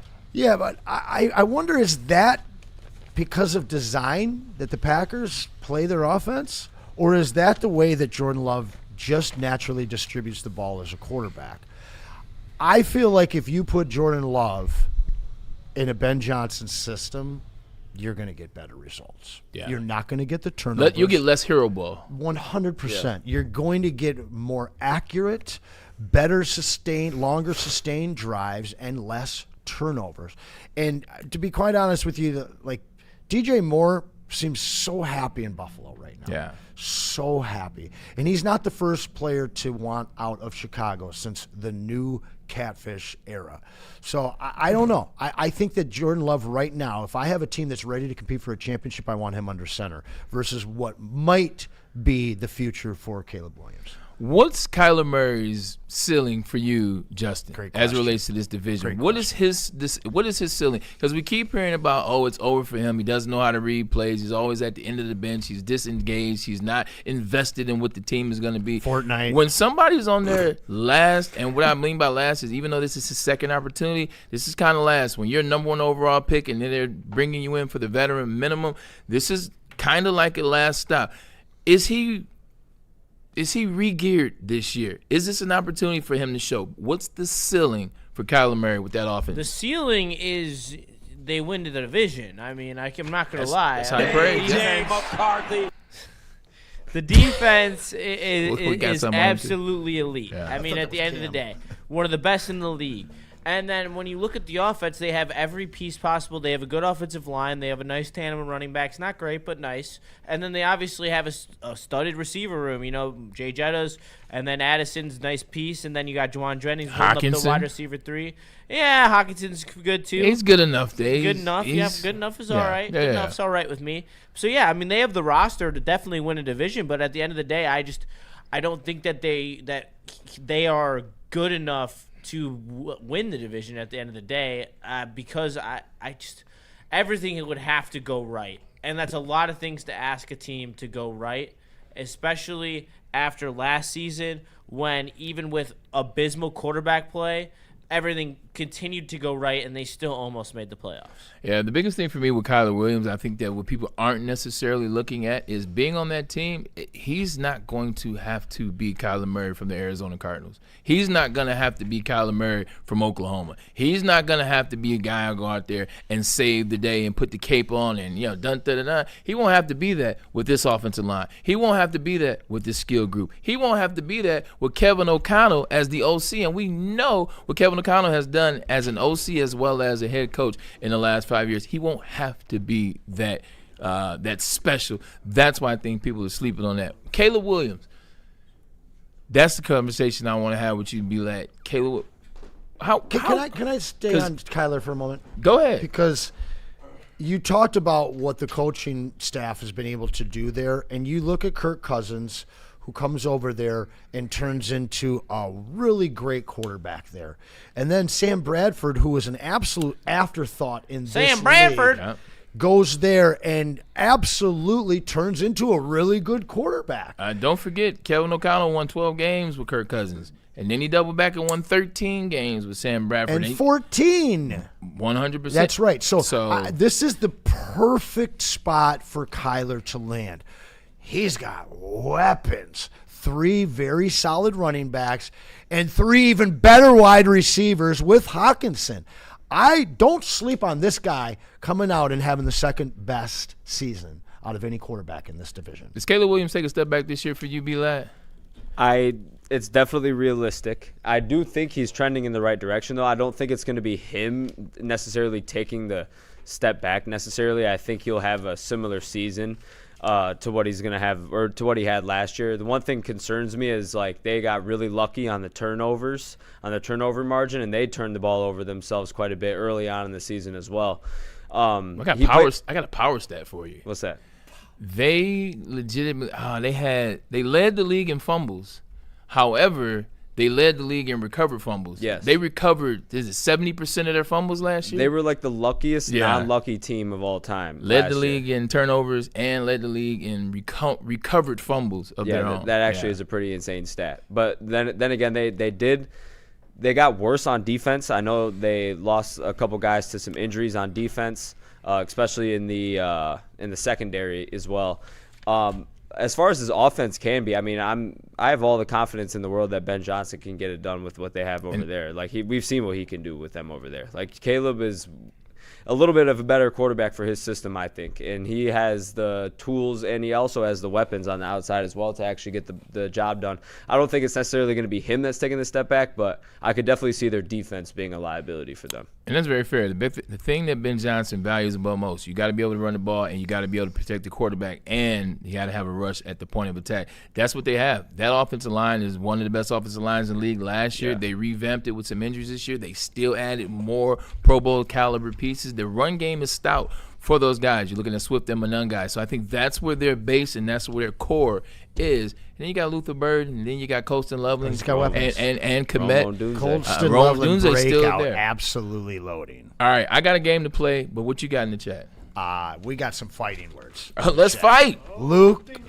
Lucas, sorry. I'm going to tell you right now, you're very lucky that Sam Stick Day is not in the building. Uh-oh. Goff hate. If you put Jared Goff behind every O-line or any of them in this division, would you pick Goff over the current QB or not? Because Goff, to me, isn't number 1. Yes, he's because number 3 in division. Hold, there's a little more. Austin Nicholas agrees. Welcome in, my friend. Nice to see you. I haven't seen your name a lot before. I agree. Goff is not the best QB in this division. He just has the most weapons. In fact, he says the Vikings beat the Lions with no quarterback. And that is true. Sir Evergreen we ain't says arguing with you on that one. He agrees. In fact, Austin Nicholas believes that the Vikings have a Super Bowl roster. So big hate for Jared Goff here, dropping him down to 3 only because of because he had a great offensive line and because he has all the weapons. I mean, last time I checked, this whole division is full of weapons, aside from maybe the wide receiving core for the Bears. Well, I actually think it for Green Bay. I don't love that wide receiving core, but there's a lot of offensive talent on all 4 of these teams. Those are some bold words saying Jared Goff's only 3rd in the division. Do you agree? No, I don't agree that he's 3rd in the division. Look, we can play the game. I like to play the game. But he's talking about changing that line. I understand that. You play the what-if game. What if insert this guy was here this year? Because realistically, we played that way. You insert Jordan Love 2 years ago, and what that offensive line was for the Detroit Lions. Maybe it looks different. He's got Sam Laporte. He's got David Montgomery. He's got Gibbs. But just looking at who's a better quarterback, I don't think you could put Jared Goff 3rd. Because regardless of what that offensive line was last year, Jared Goff still showed up. He still showed up. Yes, there's some plays he wish he could have back. Yeah, there's some games he wishes he could have back. But you look at the numbers, you look at the stat. For the most part, he gave them an opportunity, or he put them in a chance, with the exception of maybe 2-3 games last year.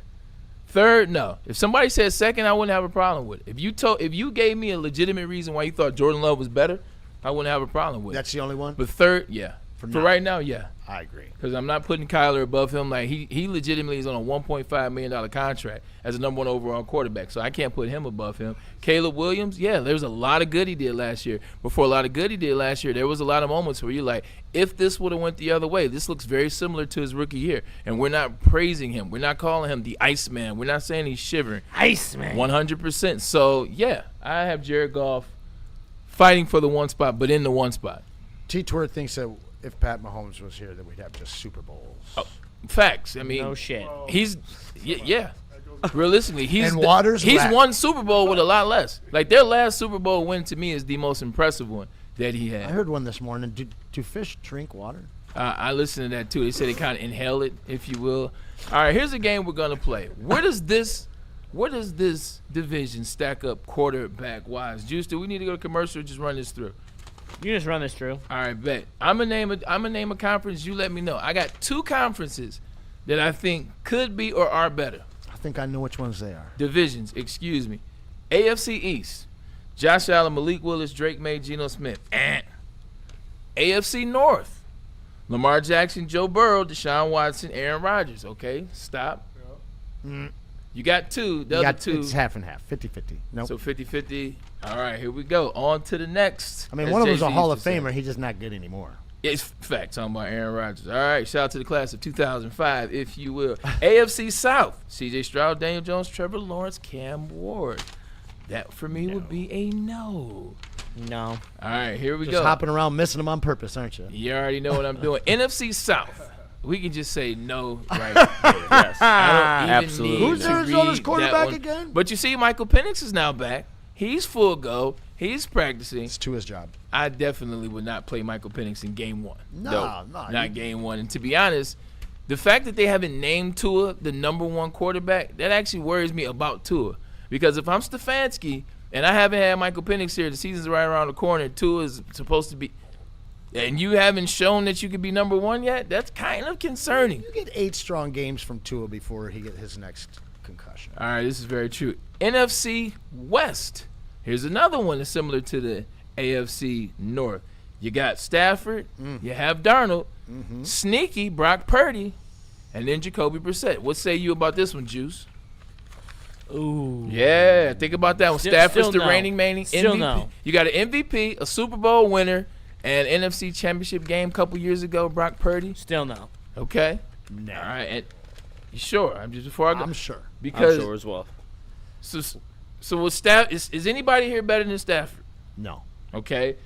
How many people here are better than Brock Purdy? Are you taking Purdy or Love? Are you taking Purdy or Murray?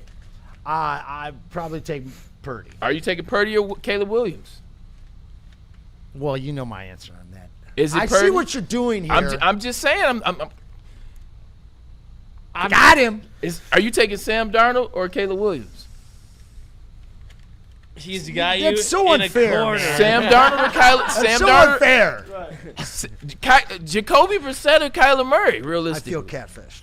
Dude, he's got you in the scrap heap right now. When you start doing it like that, it's a different conversation. Right now, doesn't he? All right, so we'll say NFC did West is in competition. I would say I would take Caleb Williams over all of those quarterbacks except Matthew Stafford. Okay, fair. Including Brock Purdy. I like that one. Including Brock Purdy. Okay, see, I like that. Brock Purdy's number 2. I would also take Goff above Purdy, and I think it's a conversation between Love and Purdy. I think they're both good at different things, but that's where I think the depth of the NFC North gets them above the NFC West. You know what? Ding ding for Justin over there. Way to have your boys back. All right, now here we go. I know, but he's in the corner because he can't admit that about Caleb just don't Williams. like Caleb. He just don't like Caleb. That's what it is. Like, see, if Caleb was decent enough with him, he could at least say, yeah, I take him over him. He just don't want to take Caleb at all. These are the two where I think it gets real interesting. I'll start with the NFC East. Here's somebody you like. Same draft class as Caleb Williams. JD5.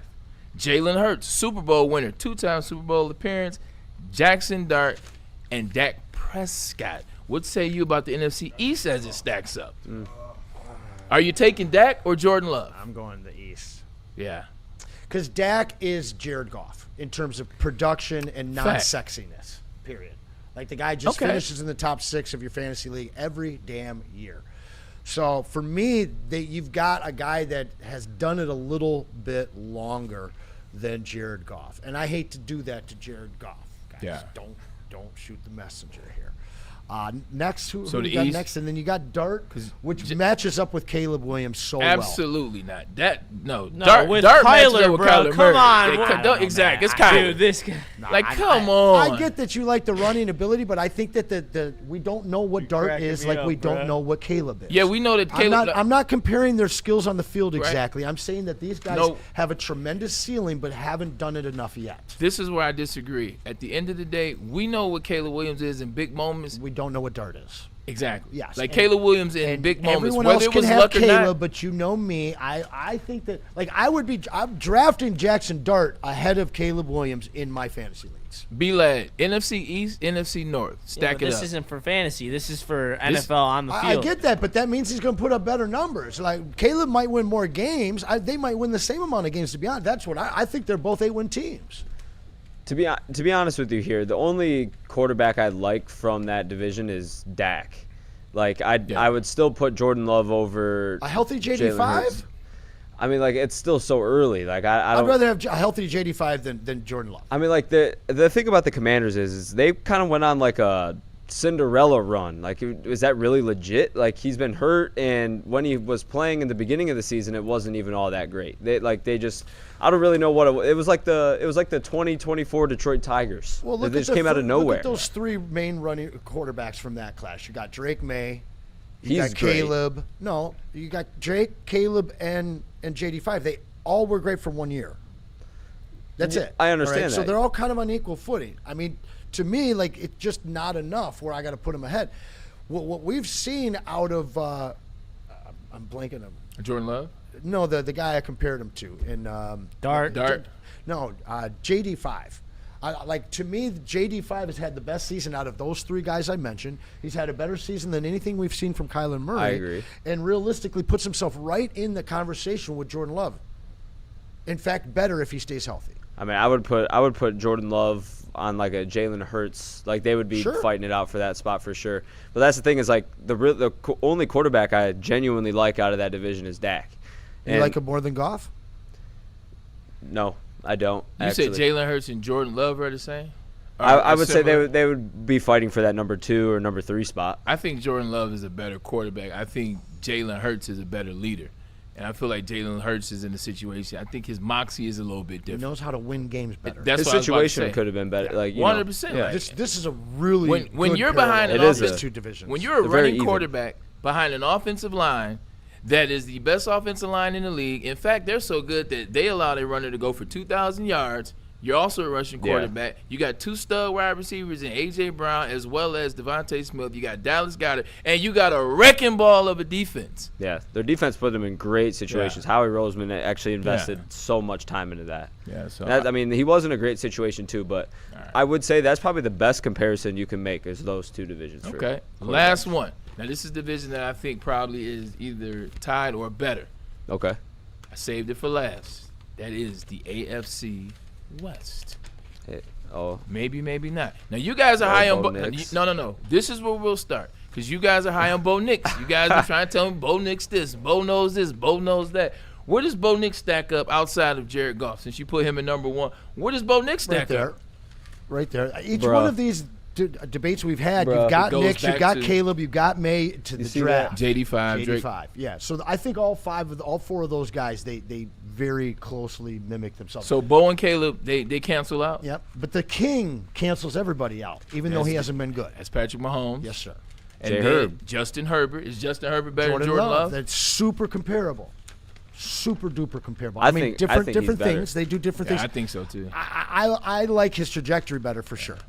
And then obviously Kyler Murray follows suit with Kirk Cousins and/or Fernando Mendoza. And that's, I mean, listen, it's hard not to tip your cap to the AFC West, and for me the NFC East. But the three just seem very, very close. We got some good QBs in the league right now. Fun conversation. Like I didn't even until I saw this graphic like this in terms of just the conference. I was like, this might be the best quarterback room as it relates to the league. After Kyler Murray goes off this year, it will be. And that is the dark horse. Dang it. What does it look? I'm telling you like this. My former teammate and now the head coach of the Minnesota Vikings, Kevin O'Connell, like he has proved that he can get it right. Over and over. Like he has proved over and over that he can get it right. We're not looking at a 1-year sample size. We're not looking at a 3-year sample size. There. We're looking right now at a 5, 6, 7-year sample size out of Kevin O'Connell. Man, he started when he was with the Los Angeles Rams. That's when Baker Mayfield first got it. He said he worked with Kevin O'Connell. Sean McVay will get the credit, but Kevin O'Connell's putting in the man hours. Oh, we got some updated stats here, I see. Update. There we go. You want to make sure it was right? No, well, it helps me see it because the Caleb was like, no, that's not right. Last question about Caleb. We'll go to a quick commercial break. I'll let you guys finish it off. Do the Chicago Bears finally get a 4,000-yard passing quarterback this season? Because they still, to this day, have never had one. They're gonna get it this year. They're gonna get it this year. Yeah. No. Even their schedule's pretty freaking brutal. I'm not gonna lie. No. Their schedule is tough, buddy. All right, you heard Anson. He plays some says hard defenses, man. Don't get catfish. Yes. All right, just you and the catfish. The Madden curse, Anson. Don't get catfish. This is what, I have something. Quick commercial break, and we'll get up out of here. About this.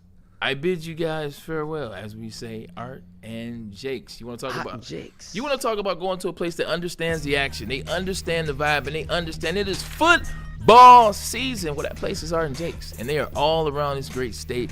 Pull up on them. The menu is fire. The atmosphere is fire. 80 TVs, wall-to-wall action, non-stop action. Game days on Saturdays are going to be absolutely elite. And then also, too, there's 22 beers on tap. You want to talk about a place to go catch a game and have some fun? It is Art and Jakes, and you can do it anytime.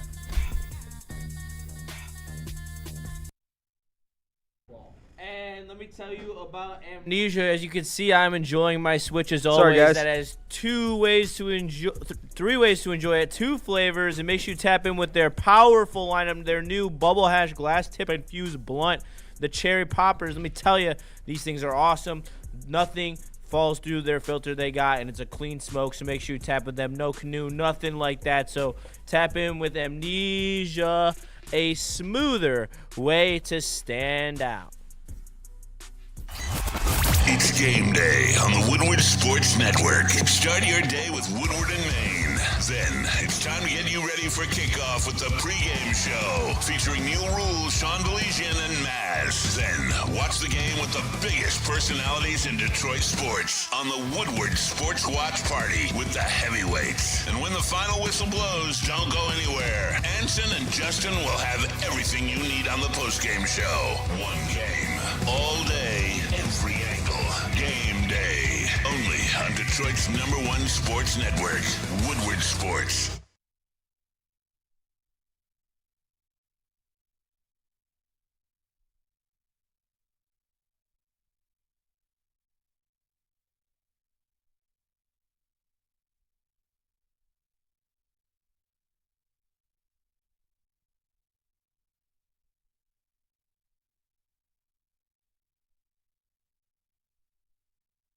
Join today for $1 down and save. We're stepping it up.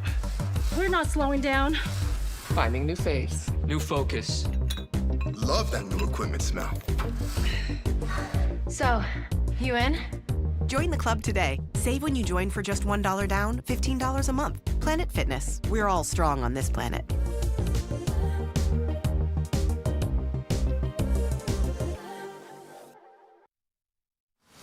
Jameer Gibbs, breakout season, loading. Inside the 5, Gibbs to the end zone, touchdown! Woodward Sports, the most dominant Detroit sports coverage around. Listen up, I was a product of the teens 14 to 19 workout club at Planet Fitness, where I worked out all summer long when I was of age, and that got me to being a college athlete. So whether you're a college athlete or just trying to stay in shape, make sure you tap in with Planet Fitness. Over 60 locations throughout Metro Detroit, so we're close to you. So make sure you tap in at planetfitness.com and check out their new remodel locations at Shelby Plaza on 23 Mile in Shelby Township and in Chesterfield as well. Then let me tell you about Nabi Saad, man. Nabi Saad is an absolute beauty. He's been in the business for over 20 years with experience dating back all the way since 2003. And whether you're buying a home or refinancing, the Team of Estates Title Agency makes the closing process simple and easy with convenient closing guys at the evenings or the weekends, so you don't have to make sure you interrupt your busy schedule. So make sure for all your title needs, you call Mr. Deeds. And Mad Packs, if you're a fan of Mad Packs, you already know they bring the heat. But this summer, they're shaking things up with some massive new drops. Get ready for the Boom Shakalaka 200 milligram hash rosin gummies and high-low 200 milligram live rosin. Alongside brand new Mad Packs extracts, these are the perfect additions to your summer plans. Learn more at getmadpacks.com. Mad flavor, mad high, and it's just Mad Packs, big dog. Don't get catfished, everyone. Dude. Welcome back. Why'd to you open the deal with that up there? Yeah. Justin gets up on the desk and we got this freaky. The Brays away, the mice will play Bray heads. They had to leave a little this bit is earlier. freaked out, Anson, bro. This is freaked out. Well, I mean, listen, it's YouTube. I wanted to make sure we censored it, but Caleb has and the Bears have released a new ad campaign. I have no affiliation to this image. No, this is all me. This is all me and Caleb. The catfish. Photo shoot. I love Ben Johnson. That dude made the Lions damn near unbeatable. We haven't been the same since he left, says Austin Nicholas. Come on, man. When did the Lions ever have a dominant offense before Ben Johnson? When MCDC was calling plays, they were terrible. And he's right. I mean, is this guy unlockable? Can this man actually make me go back on my catfish? All right, please words? get off the and two shots. No, leave it there. The chat is hilarious. Do not take the cheese off my head. Listen, this guy, I mean, the reason I was so upset by all of this is because I'm looking at the draft and I see Jaden Daniels as a better prospect. I look at his film, I see him as a better prospect. More accurate, better on the run, better leader, more liked by his teammates. And yet everybody around the country is telling me and everybody to listen that this guy, the catfish, is generational as the gold. Yes, this guy. Thank you for putting it back on that one. I love how you match too. Look at that. Someone said, "Don't let Maz see this." It's a red shirt, actually. Then I know, but it makes it look orange there, doesn't it? It does. All right. Well, listen. Where is Maz? Is Maz mad about this right now? Somebody clip this and send it. Oh, come on. Hey, that wasn't me. Cam has a job to do. You all right? I like Caleb Williams okay? in terms of his potential. I think he's got a lot of it. If Ben Johnson, I think if anyone can do it, it'd be Ben Johnson. I think there's still concerns, though, around Caleb Williams and his level of consistency, his accuracy as well. He's got to get the completion percentage up. So I think we'll see this year with the tough schedule what he's really made of. And that's where I think about Caleb Williams. I honestly, though, I don't think that Caleb Williams is going to be why the Bears either miss the playoffs or don't win the division. It's going to be how bad their defense is. Yeah, they lost a lot of pieces. I do. And the fact that they don't have a center the whole year, unlike us who only don't have a center for the first 6 games. Aha! But this is a guy in Caleb Williams that, hey, when things are going well, things get going well for him. And things, when they don't go well, they tend to crumble pretty quickly for him. We saw a tale of 2 different seasons over the last 2 years. And I believe that the losses that they had during the offseason, coupled with the really tough schedule that they have, that we're going to see some serious regression. I appreciate everybody that enjoyed that catfish graphic there. I do appreciate all. I have a question. Cam, I'm really disappointed in you, dude. No, I appreciate it, Cam. We got to get our awesome sponsors back. Yeah, in the seriously. Sure, but we could go back. Are you too. sure Like, you Amnesia could wants to be flash paired back up and with forth quickly. Catfish Caleb? I I mean, saw you the aren't- transition. Oh my God! Please stop. Please stop, Anson. Yeah, so we can forget about that image. I can't hop up on the desk with you. You know what's so weird is I'm you're dying, able to do this to so many people I'm and dying. bring in wild-ass Justin, but I can big bro you. It's funny. I get you to blush. Like, if we went out, I know I'd shout out Mads. She's wonderful. But if you were single, I could embarrass you all night while we were hitting on girls.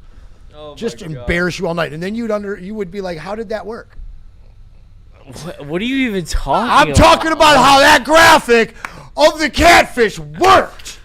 I mean, it was just so ridiculous. Like, the AI images are already ridiculous You know, there's on the videos of internet, it, and too. you just took it to the next level by adding a catfish over his cock. See, I was about to say I was trying to keep it safe for YouTube, and then you bring out the rooster, dude. Bro, The there's straight videos. rooster. You went right to the rooster.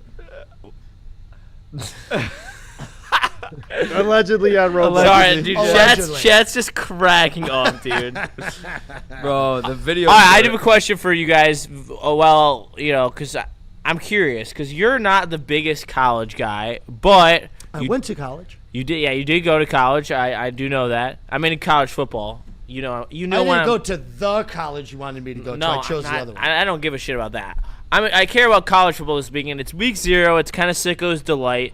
I know me and B-Lad are going to be locked in. I think Cam's going to dabble his toe in there as well. Certainly. Who are you more excited for the 3rd preseason game for the Detroit Lions, or are you more excited for week 0 college football that actually means something? Is this a real question?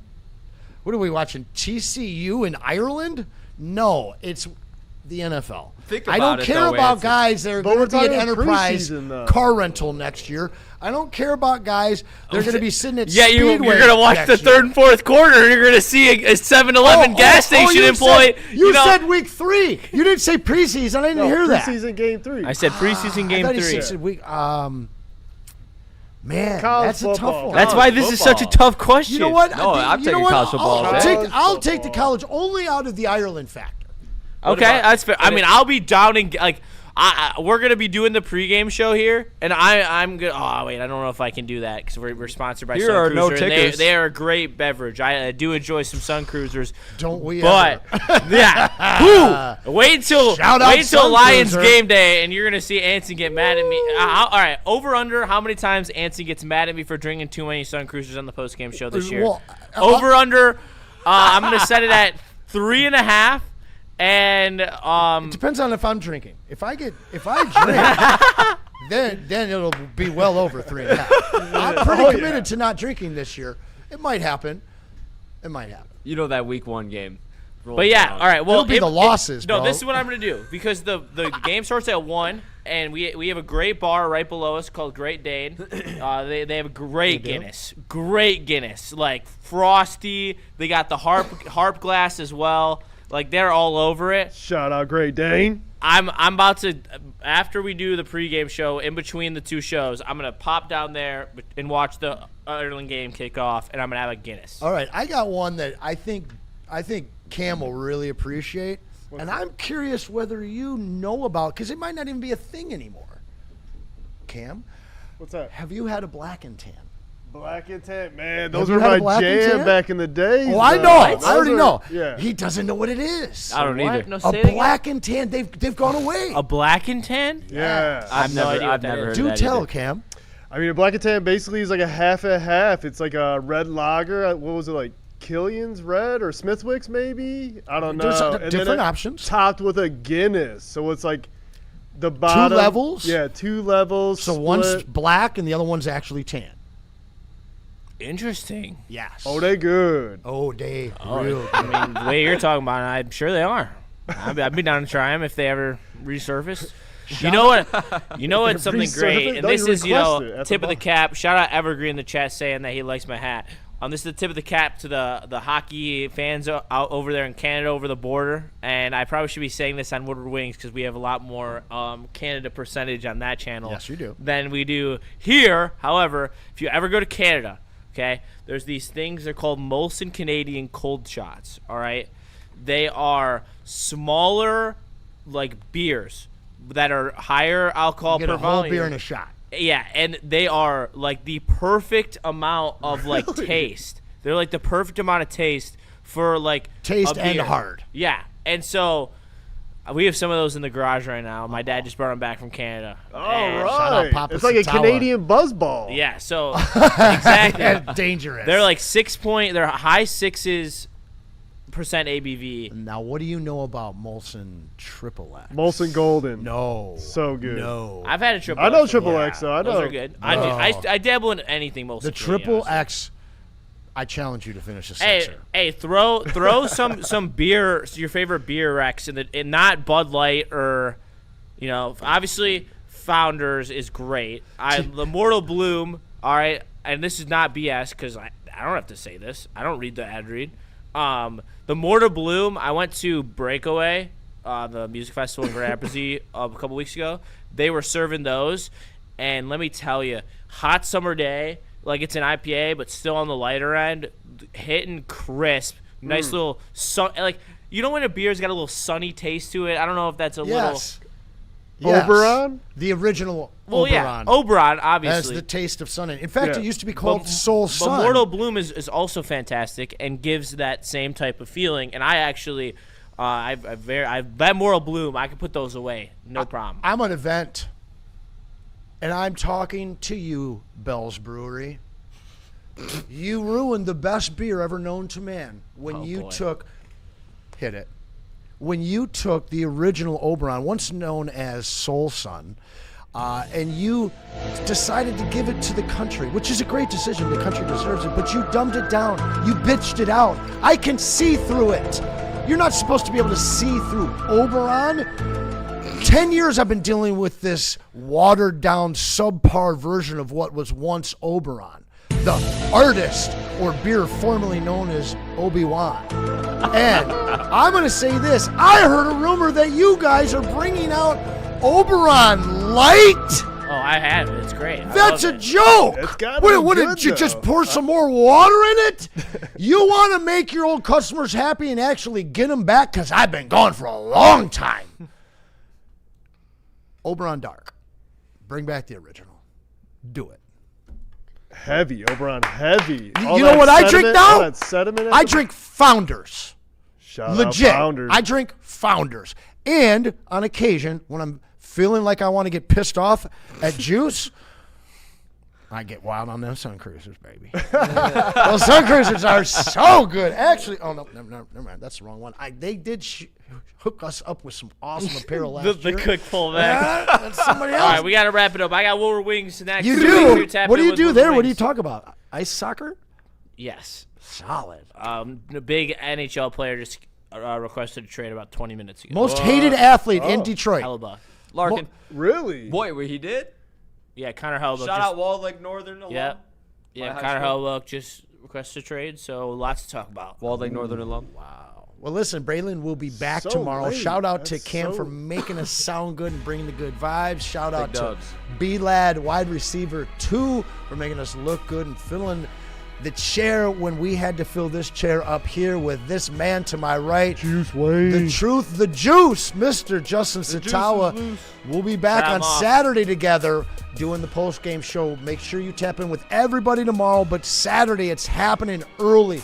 We'll all be going for Lions game day, but stick around an hour, actually 15 minutes from now. It's Woodward Wings, and then at 5, the heavies will be here. Shout out Woodward Sports. We out. The most talked about Detroit media by other Detroit media, and we love it. It's the Woodward Sports Network.